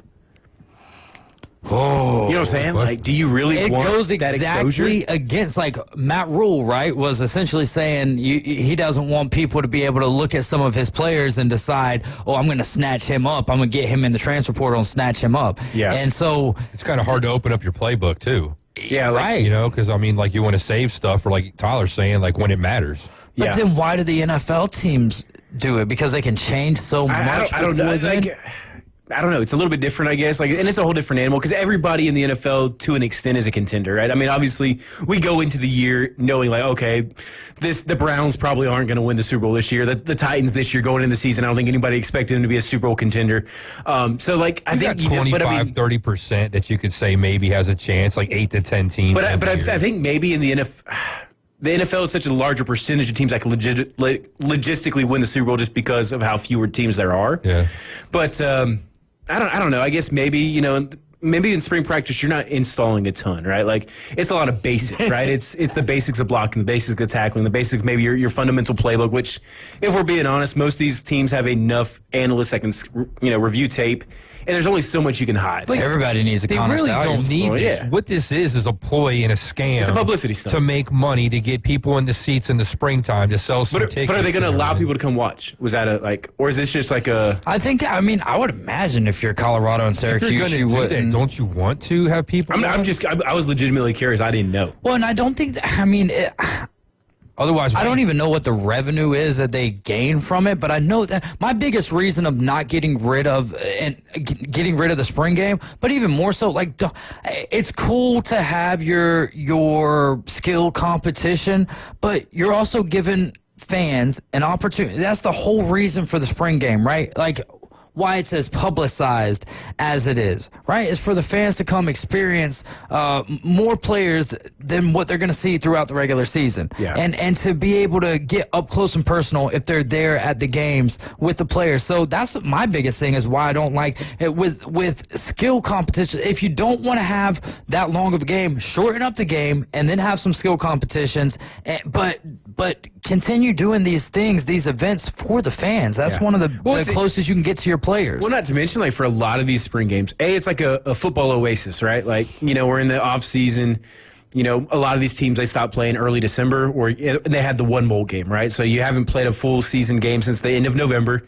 You played one game, and then you're going the next 3 months without it into April.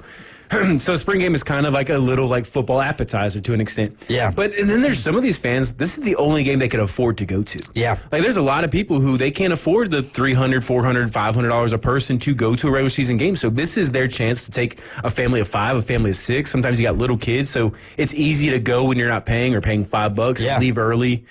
So a lot of people aren't getting that experience that builds fandom for generations. Yeah. And I think that's a terrible thing for the sport. It is, man. I've never been to an Alabama spring game, but I have been to a couple of FSU spring games, and I just, the whole environment, the whole thing about it is, it's really cool, and that's, it feels like the more that these sports are growing up, they're forgetting what it is that they're there for, which at the end of the day is... They're there for making money. They're there for dollars, buddy. But how do they... Okay, 100%. How do they make the money, though? You need to have the fans. But most of the time it's off the TV and stuff, though. Right, well, that's where we're headed these days. That's where we're headed these days. But again, the more that you separate yourself from the fan, from the purpose and the entertainment world that you do, like they can't do like movies and stuff where people are gonna continue to watch movies. People are gonna continue to, there's no, like, actors they might screw up their career, but there's someone right behind them. All it takes is for a franchise to do the wrong thing. Like Dallas Mavericks right now, they're kind of like, they're not. Are they dead? No, not by any stretch of the imagination. Are they going to Vegas? Possibly, but it's one of those things where, all right, keep on pushing our buttons, buddy. Keep on not caring about us, and eventually, lose 10 franchises in Major League Baseball. Now are they able to have a lockout? The WNBA, I mean, baseball almost died in, 1994 due to the lockout, right? And it took steroids to bring it back. The WNBA right now, I mean, I'm not even joking about that. The WNBA right now is on the precipice of having a lockout because they can't agree to their CBA. Meanwhile, they just got the biggest, most lucrative TV deal that the WNBA's seen, but they got the CBA to deal with, and some of them are wanting to push back because they don't feel like their salaries reflect what they should be getting paid, and then they want to compare it to a league that is taking care of that particular league. So if you take any time off WNBA, I don't think that's going to be good. Come back. Yeah, right. You might not come back. And now you got, women's college basketball, who I'm not saying is suffering, but the tournament. Listen, you could not go anywhere and not hear about the women's tournament last year because of LSU, because of Juju Watkins, but Paige Bueckers wasn't even in, she was injured at the point in time, but why was it that you were hearing so much about it? Caitlin Clark, right? It's taken a little bit of a dip. I don't have the numbers to prove this. I'm just saying I don't hear nowhere. Exactly. I don't know. I'm not hearing nowhere near as much about women's college basketball this year as what I am last year until Juju goes down. Then Juju goes down and it's like, oh, and that's not great for collegiate basketball. I think where for women's collegiate basketball, but I think where the collegiate side of things will be able to last a little bit longer than if the pros just kind of start flicking their fingers up to the fans, is the fact that people went there and they have legitimate ties to the universities. It happens, man, in every sport. I mean, you look at hockey right now. It's like the mothership, ESPN. They're not going to show hockey unless you have just like this totally insane goal or like great save for the most part, or they talk a little bit right now about Ovechkin chasing Gretzky, right, for the all-time goals lead, okay? Or when something really bad happens, like somebody gets clubbed in the face with a stick, then that's all over. Like, or they've been fighting a lot. The airwaves, you know what I mean? But Four Nations face-off, right? Yeah. But like anything in between gets like lost in the sauce. Like they don't care about it. So it's either something's got to be like really, really good happening or something really, really bad happening. Otherwise, it's just...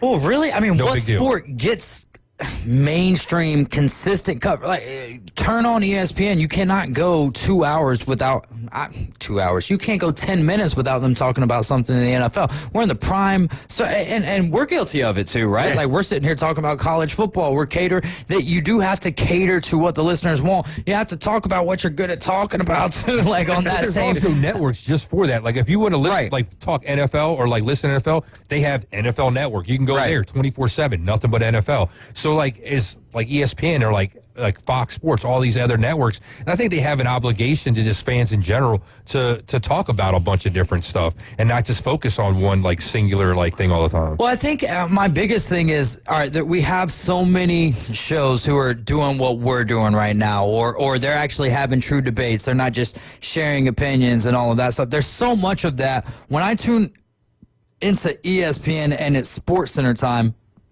I don't care about that.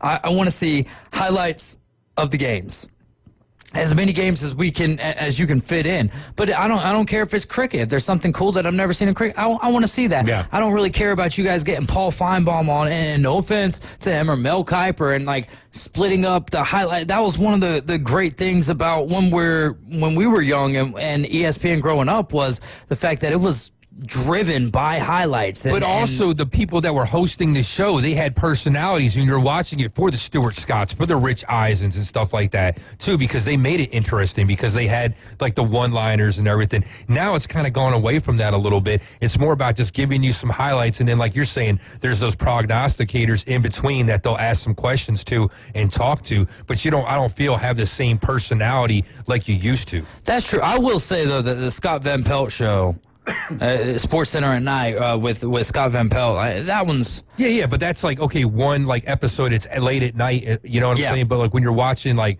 Sports Center throughout the day, right. The people that are doing it now, they don't have that flair that some of those other guys have that we just named. Another show that I really liked back in the day. Y'all remember Cold Pizza? Yeah, I remember Cold Pizza, Woody Page, and all that. But then that turned into First Take.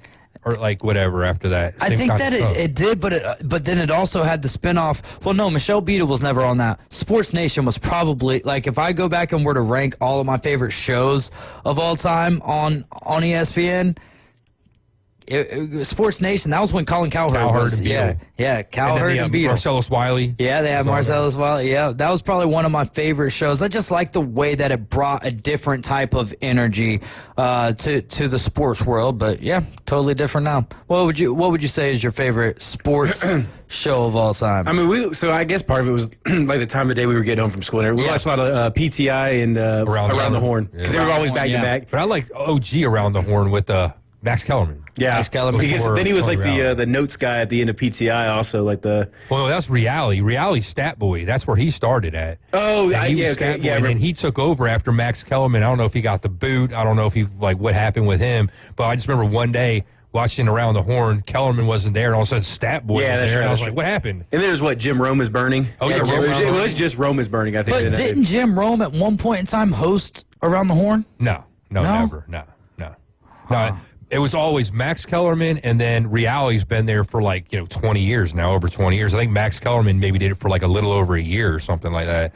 But that was back when they had the OG guys like Jay Mariotti, of course, Woody Page, Cal Shaw. Yes, he was. He was a host of Around the Horn. No, he was on there, but not a host, right? He was maybe one of the contributors. We're just going off of the Google AI here, an AI overview, so don't hold me to it. I'm not going to sit here and say that you're wrong. Right. I don't remember it. But it says Around the Horn host Jim Rome was a host of the ESPN Sports Talk Show Around the Horn. But just right now, they just had an episode on, and Courtney Cronin was hosting, because I guess Reality's either sick or doing something else. So he might have filled in for a day. Yeah, I mean, it very well could have been. I'd have to go through and look at all of the... because on here it's saying Max Kellerman from 2002 to 2004 to Tony Reali, who's still doing it to this day, 2004 to 2025. That doesn't make any... So I say Rome probably just did a standalone episode or filled in for a week or something like that. That's my guess, and so he gets credit for it. Or maybe he was one of if you were host for a day, you could still get that acknowledgement. You know what I mean? That's a great and I gotta say, PTI, man, really fallen off the table, man, since that show started too. I think Kornheiser and Wilbon got a little full of themselves 10 or 12 years after that show started, and it kind of started not doing so great in my mind. What'd you have? I was going to say, apparently Stanford fired their football coach today. I was about to. Well, that was actually what's going on? Why are you firing? You got a new general manager in the house, bro. Andrew Luck. It's March 25th. What are you doing? You got to get on. We'll talk a little bit more about that. Did you read in any into it, or is that just a headline? Just saw it. We'll talk a little bit more about that when we get back. You guys are riding with the Afternoon Underdogs. This is ESPN Northwest Florida. 104.3 ESPN Northwest Florida. Your exclusive home for March Madness. And it goes for the win! We'll bring you every game live. It's the three to tie it! It's the NCAA Men's Basketball Tournament, college basketball's premier event, and it's all right here. And the dream is alive! 104.3 ESPN Northwest Florida. The dream, yes! Good evening. This is Joanna with your latest forecast on ESPN Northwest Florida. For tonight, clear at a low of 61 with wind 3 to 7 miles per hour out of the west. Mostly sunshine tomorrow morning, a light breeze and quite warm near 67. Sunny and 78 in the afternoon and evening. 77 and some sun with a light breeze Thursday. Friday, some sun and a temperature about the same at 76. This is your Tuesday's weather brought to you by Earthworks of Northwest Florida. Thank you for listening to ESPN Northwest Florida. Rely on it. Tired of flipping through channels and finding nothing good? Introducing Scorpion TV. Over 5,000 live streaming channels. Catch every game of the season with over 100 sports networks, including ESPN, ESPN Plus, the NFL Network, and Red Zone. Even pay-per-view events. Watch 400 local network channels from Panama City and most markets throughout the country. Fox, ABC, CBS, and NBC. It's more than sports. Scorpion TV offers premium movie channels like HBO, Cinemax, Stars, 200 plus entertainment and news networks, or watch thousands of movies on demand, all for just $45 a month when you use the ESPN NW promo code at checkout. Watch on up to 5 devices at the same time. Perfect for sharing with family and friends. Scorpion TV gives you everything you want for less. Cut the cord, not the fun. To score Scorpion TV, go to ESPNPC.com and click on the Scorpion TV logo. Don't forget our promo code ESPNNW. When the sun sets on the Emerald Coast, the freaks come out and play. Hi, I'm a recovering crackhead. Hand me that shotgun. The Afternoon Underdogs. Get on your knees! ESPN Northwest Florida. I don't think that I've ever listened to that rejoiner as closely as what I did today. Bone Crusher's got a heck of an imagination. It sounded like some Simpsons characters in there or something. I hope Get on your knees! Caught me off guard a little bit. I was like, where's wait. the shotgun? Okay, this is dark humor at its finest, or is this humor at all? 850-215-6290 is the number to call. We'll dive into local here in the next segment. We can run through. All right, so first, before we get whoever's on the line on, Troy Taylor was fired essentially for this reason. Two outside firms found Taylor bullied, Troy Taylor is the name of the head coach, bullied and belittled female athletic staffers. They sought to have an NCAA compliance officer removed after she warned him of rule violations and repeatedly made inappropriate comments to another woman about her appearance. Interesting. If I remember, he came from like high school football in the state of California, so it was a little like, it wasn't like a well-known coordinator. I'd have to go back and make sure I'm remembering all that correctly. But I mean, it's big boy football is not for everybody. But obviously, like the timing of the firing makes sense that it was some off the field issues, because you don't fire a football coach at the beginning of spring or middle of spring practice, probably at this point, and for no reason whatsoever. Like, he hadn't lost the game in a few months, so like, yeah, he was only there for 2 years, as you mentioned. He was the head coach at Sacramento State, where Mike Bibby just got the job there as a basketball coach. He was at Utah for 2017-2018, offensive coordinator and quarterbacks coach as well. So maybe I was misremembering that. But I mean, 36-26 as a head coach there, and he is not the head coach. I mean, how about Andrew Luck stepping in first year as GM? Yeah. Not even a full year, and like you already got to fire your head coach. Yeah, that's rough. Well, I mean, his dad could have fired him. It was one of those things like his hands were tied type deals. So, you know, just kind of makes it easier probably at that point, because you have no choice. Yeah. Like, I mean, his dad's the was it AD or the president, I guess. Is Oliver Luck? I believe so. He was at West Virginia for a while. I don't know if he's back at Stanford. Did I know that he had a stint being the on the CFP I thought he was still there. Well, XFL or UFL or maybe USFL. I think it was just like a 1 year deal. He's currently the executive director of the United Athletic Conference, which is a new NCAA Division I FCS conference. They started play in 2023 as a football-only merger of the ASUN Conference and Western Athletic Conference, and that is just whack how we have all of these things. Right State Chris is about to tell us something that is not whack, and that is what his son was doing with robots. Give us a better detailed description, Right State Chris. Oh my God! I sent you the video. It's hard to explain. Yeah, why do you think I'm pinning that off on you, my friend? Oh man. Well, anyway, so the robotics competition is called FRC. If you wanted to look it up on the internet, but it's First Robotics Competition, and it changes. The game changes every year. You saw what the game was, so they're trying to put pieces of PVC on the structure and trying to take these big dodgeballs off the structure and place them elsewhere. And the myriad of robots that these kids come up, and they legitimately they don't know what the game is until early January, and they have literally like a month to a month and a half to construct this robot, like a driving chassis, along with an arm or an elevator or whatever they need to be able to place the core where they need it to go, or take off the algae, or if you're one of the better robots, you can basically do anything. But what these kids have accomplished and what they're able to do is absolutely amazing. Like, I remember what I was doing when I was 16. I was playing 3 different sports, but just the time and the effort they have to is absolutely amazing.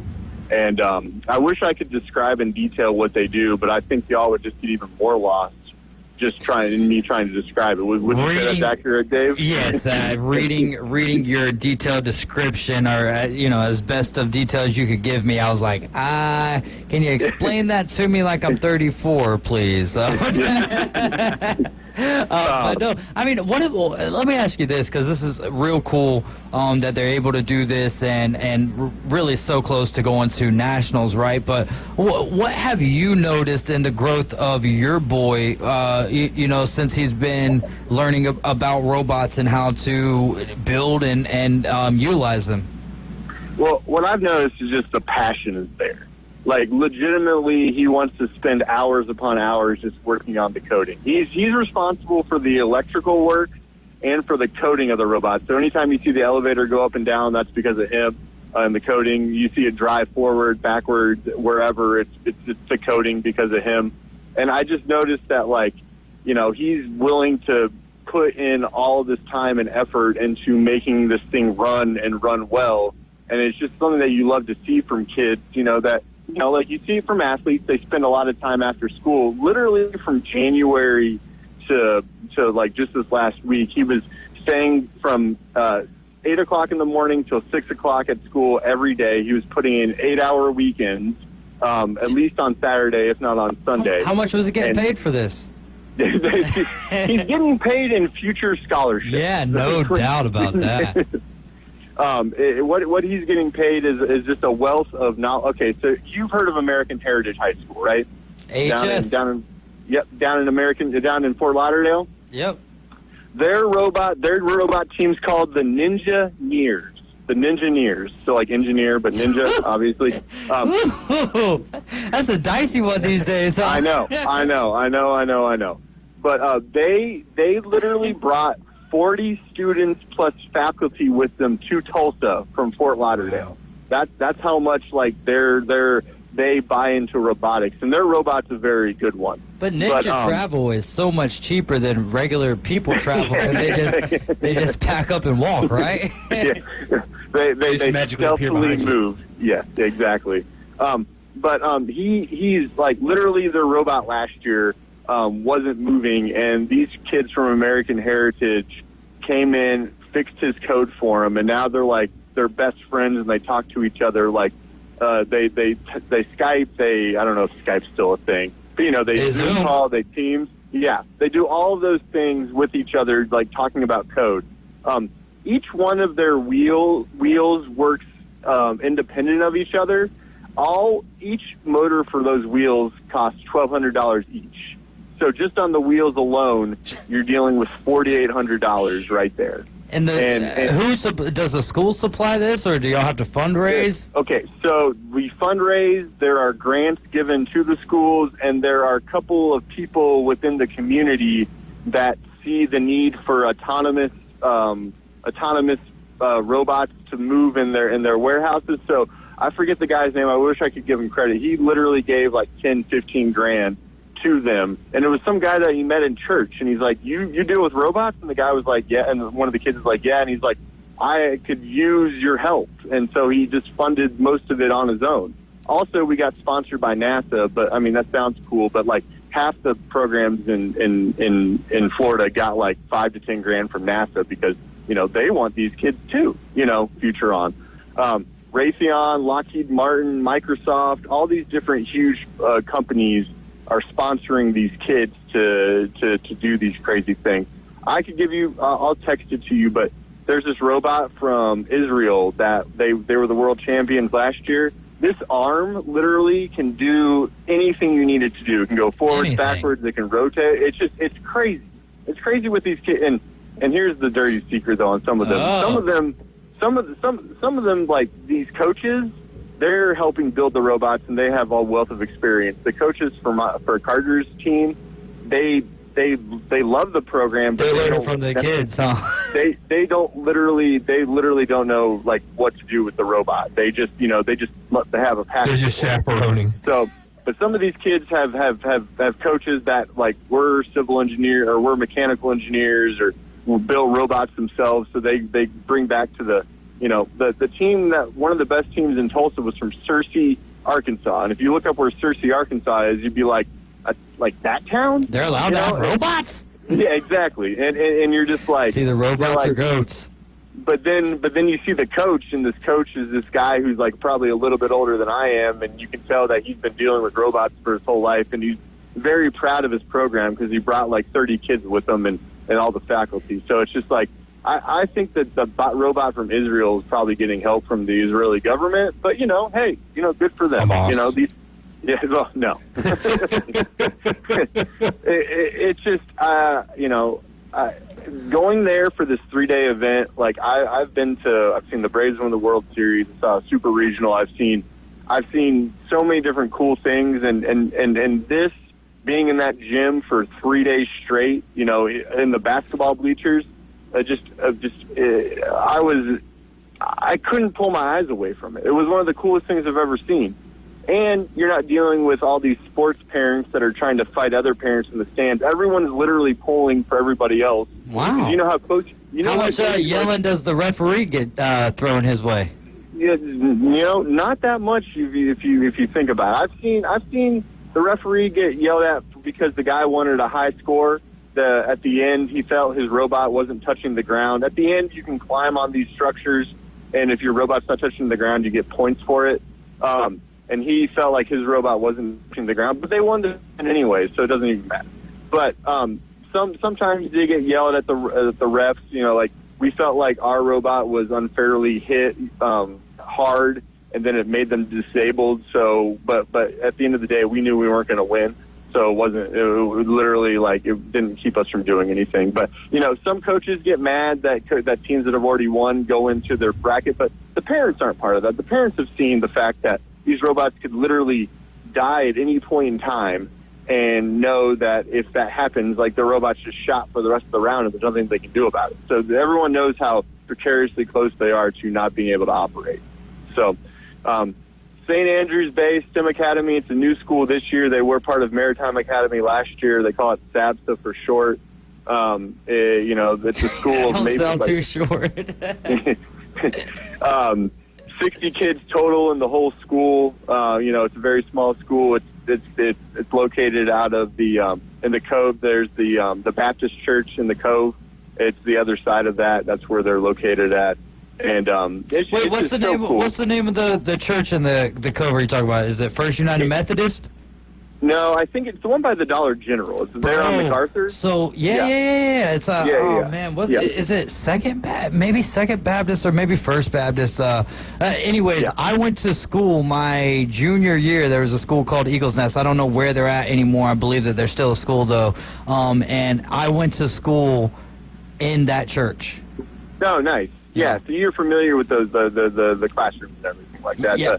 Well, I don't.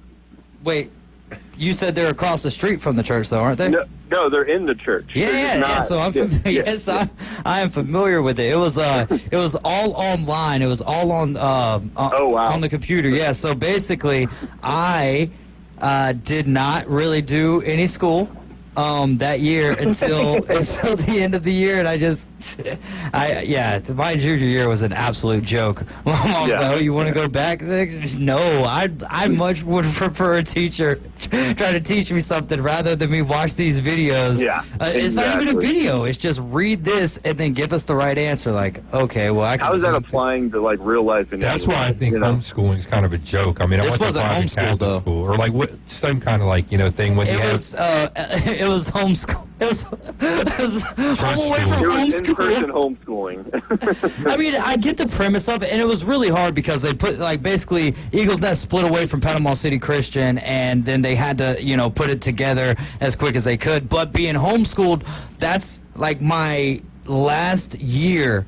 Was my mom and got the DVD, so I'm still watching a teacher, and so it was all good and all, but I was so thankful to finally go to regular school.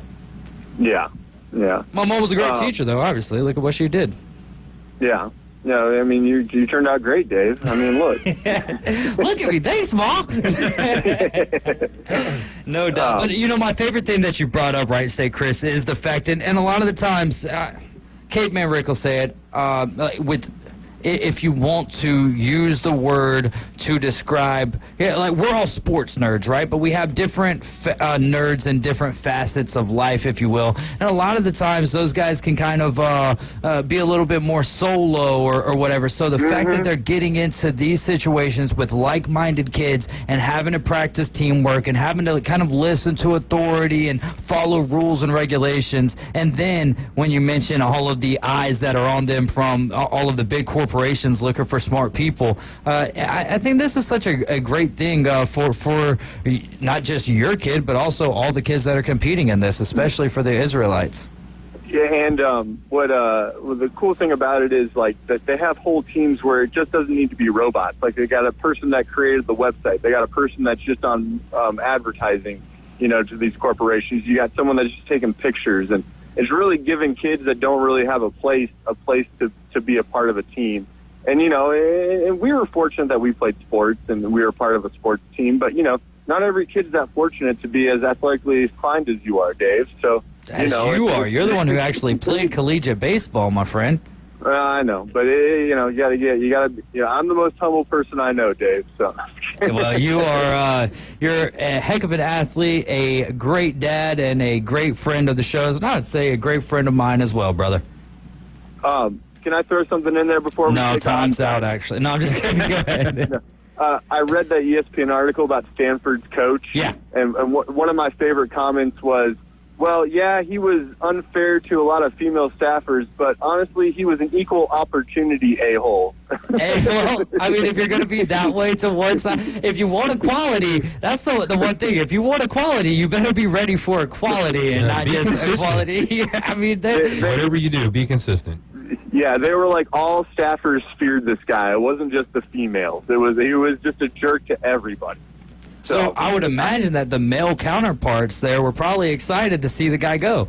They're like, oh, I'm kind of glad she opened her mouth. Everyone's pretty happy that this guy's gone. I don't know how he was with the players, but all of the support staff was just extremely happy. I heard the same thing about Pruitt at Tennessee, that he not necessarily the staff, but just like the other coaches and other people around him, he just felt like football was so much better, and that there was just an air of just almost ignorance to him. But the Stanford guy, just I realized that I had a couple different football coaches that I know would be hard pressed to coach this day and age. But back in the 90s and 2000s, everything was a little different. The 80s were a little different. Right, well, and then you have the whole situation. Man, I'm blanking which school it was. It was high school level, I'm pretty sure. And this is there's a difference in listen, there is verbal abuse. I'm not gonna shy away from any of that, all of that good stuff. But there's a difference in the way that you talk to someone and the way that you put your hands on someone. Are you talking about that coach that pulled a girl's ponytail? That's what I'm trying to. I'm trying to see if I took it. It was a high school. Yeah. So he walks up. I can't remember. They've gotten rid of the guy. Was it the one in Alabama? I think that might have been where it's at. But I just the big one near Montgomery, or the one that they had the MTV at. I forget the name of it, but I don't think that was Hoover. I don't think, no, because this team was white and blue or whatever. Okay. But anyways, he steps up to, you've already seen it, I'm just kind of explaining it for people who haven't seen it, steps up to the girl, steps up behind the girl and pulls her by the ponytail and then starts talking to her. And then another girl, number 24, I believe she was wearing, kind of steps up in between the coach and pushes the other girl to her side and was just hey, not doing anything ugly, but just, you're not going to do that. And I thought that was so huge, because how hard is it for an athlete of any sort to actually stand up or for one of your teammates against the coach in front of everyone else, especially when it's about game time at that point in time. I'm not saying that it doesn't happen, but a lot of the times it'll be the leader of the team going and talking to the coach afterwards and saying, Coach, boom. So it's like Varsity Blues. Yeah, it really is. There you go, man. Feel like Jay's on the show with us. You know the difference between your verbal abuse and tough love. You can go back to the coaches that are man, I would die for that guy, and then there's the coaches that are nah, I'm glad he's gone. I'm glad he does not coach me anymore. There's a big difference between the two to me.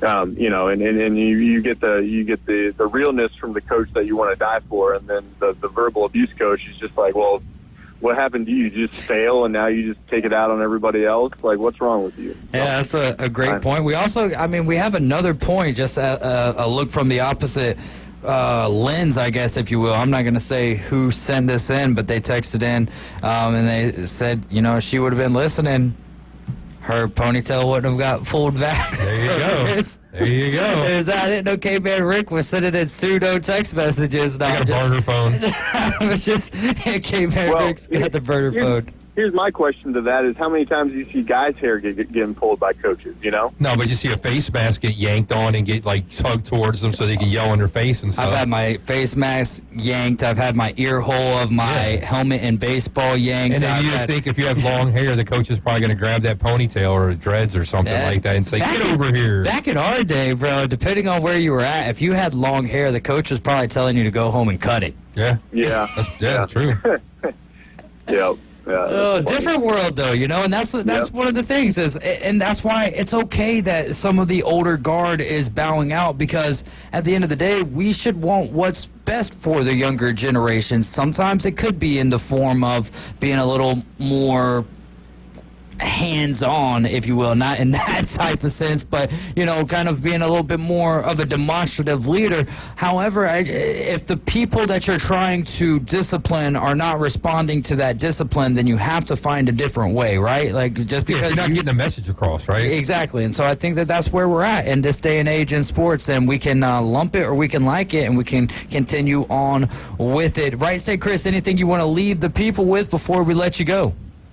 No, I'm all good. Hey, go Dave's bracket. That's what I'll say. Go Dave's bracket. So. All right, man. It doesn't look. You might have just gave him the kiss of death. Yeah, right. not just that, though. The forecast doesn't look good. It's giving me a 0.6% chance to win, but that's neither here nor there. We've still got who do you got in your championship? Not looking at your bracket, but just after a full weekend of March Madness, who do you have in the chip? I picked Florida versus Houston. I don't see that changing. I think Houston can get to the Final Four, and just if Florida had that scare against UConn, but I think it wakes them up, kind of like Ohio State losing to Michigan. So I think that just kind of wakes up Florida. So Florida was playing the best basketball there at the end besides Houston, and I think that goes into it, and I think Florida takes it. I'm not a Florida fan, if you know by my comments, but I'm just calling it as I see it. So. Yeah, there you go. What's Cincinnati, and definitely a Wright State Raiders fan, huh? Let's go Wright State baseball. All right. Wright State baseball. All right, take care, man, and we need to get you in here to talk some college baseball with us soon. Yes, sir. Appreciate it. All right, y'all have a great one. Great talking to y'all. Great talking to you as well. 850-215-6290. It's time for our final segment of the afternoon, and we want to hear from you. Give us a call. We'll be right back here on ESPN Northwest Florida. ESPN Northwest Florida. It's the Coach James Hale Show. Am I crazy? Is this a brand new? Am I crazy? Is this a brand new? Am I crazy? And I'll tell you one thing about the show, man. I missed you while you're gone. It was like my best friend moved away. Well, you're going to miss me a lot. You're crazy. You're crazy. You're crazy. You're crazy. Weekday morning 7 to 9. ESPN Northwest Florida. Good evening. This is Joanna with your latest forecast on ESPN Northwest Florida. For tonight, clear and a low of 61 with wind 3 to 7 miles per hour out of the west. Mostly sunshine tomorrow morning, a light breeze and quite warm near 67. Sunny and 78 in the afternoon and evening. 77 and some sun with a light breeze Thursday. Friday, some sun and a temperature about the same at 76. This is your Tuesday's weather brought to you by Earthworks of Northwest Florida. Thank you for listening to ESPN Northwest Florida. Rely on it. Signworks, a business serving businesses since 1985. Everything from signs and banners, vehicles and boats, magnetic and real estate signs, contractor signs, and much more. Signworks can do large format, full color printing too. Signworks, a real professional in the business world. Call Signworks at 785-8899. Signworks, 850-785-8899. Every love story deserves a perfect beginning. At Tracy's Fine Jewelry, we believe that your engagement ring should be as unique as your love. Explore our vast selection of certified natural and lab-created diamonds, each hand-picked for brilliance and beauty. Whether you desire the timeless allure of one of our hand-selected engagement rings, or you'd like to custom design the perfect ring, visit us today and let our experts guide you in finding the ring of her dreams, because love deserves the best. Tracy's Fine Jewelry, where love sparkles. Hometown Sports Talk from hometown hosts. People are loving it. We're live and local. Now back to the Afternoon Underdogs. Are you kidding me? 104.3 ESPN Northwest Florida.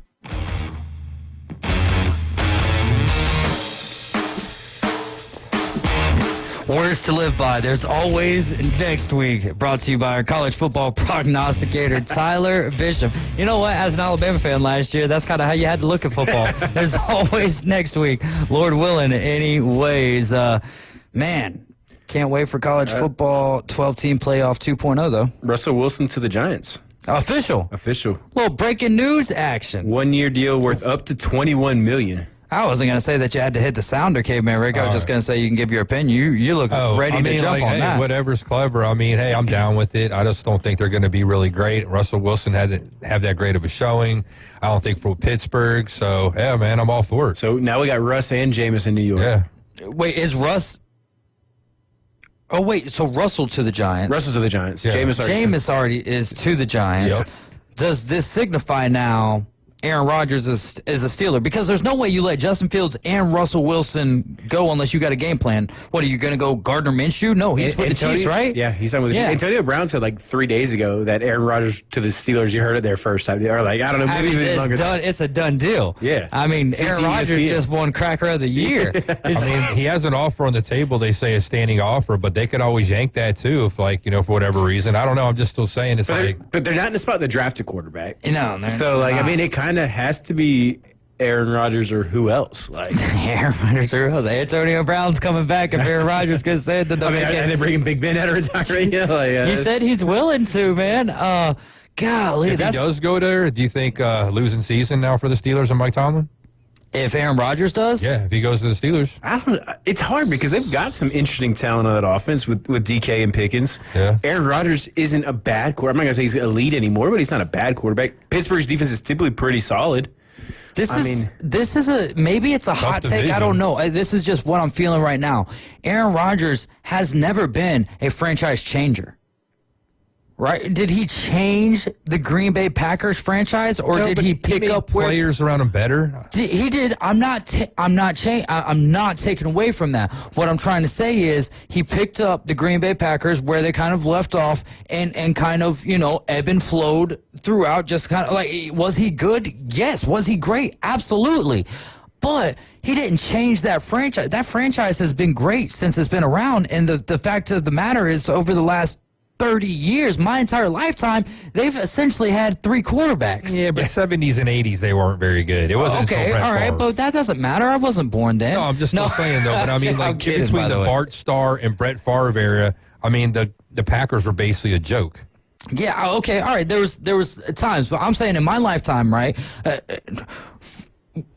the point is, right, he didn't change the Packers franchise. He goes to the Jets. What have we known about the Jets? Bad franchise. Yeah.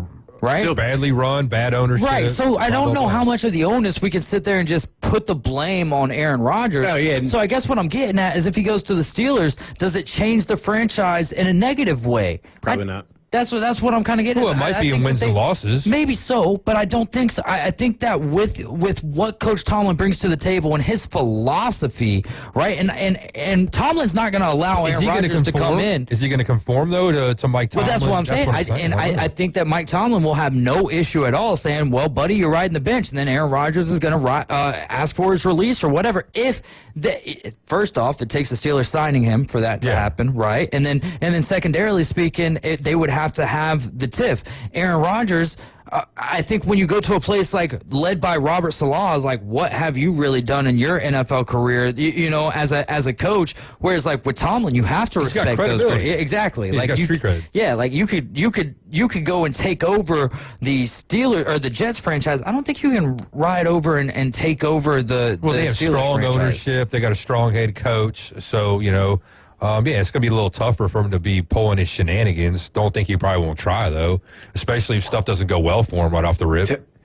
Go ahead. I was about to tell me you don't want to watch Hard Knocks with Jameis Winston and Russell Wilson in the same quarterback room. Oh, my goodness. Tell me you don't want to see That's like two different. That's 180. Yeah, that's what I'm saying. That's got to be Russell Wilson, couple. let's ride and rah rah rah. And then you got the aloof Jameis Winston that wants to eat W's and I want to see that so coach. bad though. I know, but weren't they just on Hard Rock? Probably, but I want to see it.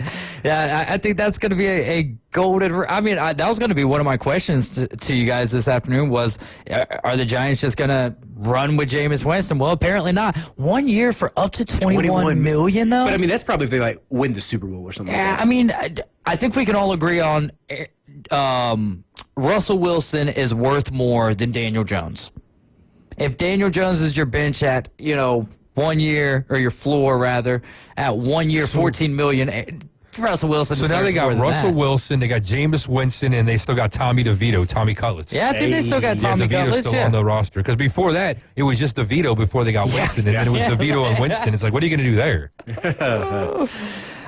Johnny Yankee Seed says, does Wilson to the Giants mean that they're not drafting a quarterback?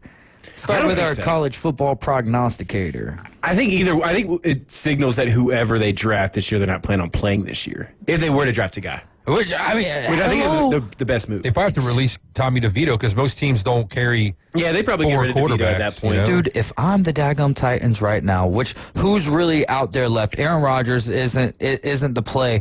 Who is out there left that would remind you of what you want Cam Ward to be? If you're drafting Cam Ward. Yeah. I don't think that there really is. I mean, do you take a year and just say, all right, Cam Ward, I know that you're ready to play, you think you are, but who's the best quarterback in the league in your mind right now? Patrick Mahomes. Do you know that he sat underneath Alex Smith for a year? I think that from him. I mean, you could even go like the Kirk. Or go get Malik Willis back. I was going to say, you could even go the Kirk Cousins route. I mean, granted, you have to work out a deal. I think any rookie quarterback that does not have to play his first year is great. Yeah. And plays behind a guy who has been successful in the league for a long time. Yeah. Just because you learn so much about being a professional. Mm-hmm. And I mean, but I think Tyrod's a guy that could do that for you. I think Kirk Cousins is a guy that could do that for you. But I think this is a great move for the Giants if they're still planning on drafting a quarterback, because now you have two guys that you could play.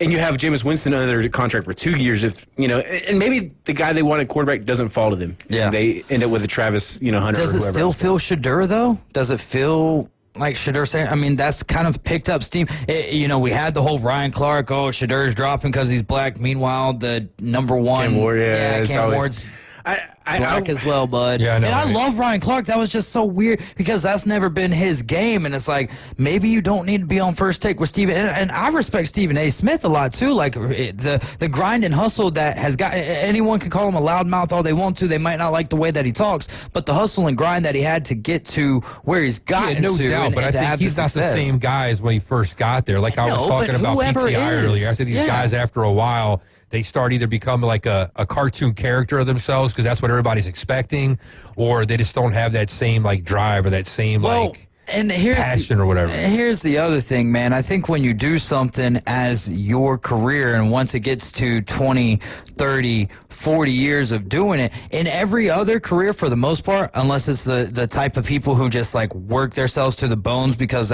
and I don't mean like hard labor or whatever, it's just like nonstop on the go, gotta get the money. In every other facet of life, right? You can do something else to like get a break from your work. Whereas people who are like and I'm not talking about me or any of us in here just because we're talking about sports on a microphone. I'm saying for the guys who have been doing it for decades and decades, and it's like, what do they do? What can they do to like get away from their job that's still kind of like a hobby that's not centralized around sports, I feel you on that. I'm just still saying, though, it's like after a while, it becomes kind of tiresome, the same kind of stuff. If people are doing the same thing all the time, acting the same way. It's like something to like reinventing yourself, though, as well, as you're getting older and as you're growing and as you're learning more. Jameis Winston has reinvented himself, right? I think he's the same guy as what he was at FSU. Yeah, no, he absolutely is. We were all hoping that the LASIK surgery was going to help. That never did end up happening. But yeah, we'll see what the Giants do. I mean, I just think when you get what was the point of getting Jameis Winston if you were planning on drafting Shedeur Sanders? That does make that whole thing a little bit more questionable. Right. But they've made a lot of questionable calls, like not keeping Saquon and giving all that money to Slayton. No, and stuff the low-key truth is that Joe Shane is a Eagles fan. That's fine with me, man. he's a mold that Howie Roseman implanted in the Giants organization to like implode them from the inside out. Well, and a little known fact as well is that he actually he did the same thing with Jerry Jones. He knew that it was going to be bad for Jerry in the latter half, and so Howie Roseman, before he was even relevant in the football world, assigned Jerry Jones to an oil field, and that's how all of this ended up playing out. All right, enough bull crap because the show is over. You guys have a great afternoon. Buckle up. Just remember, Jesus loves you. So do I. Coach Hell's show will be live at 7 in the morning, and then the Inside Drive at 11 a.m. Paul Feinbaum coming up next. Keep the game.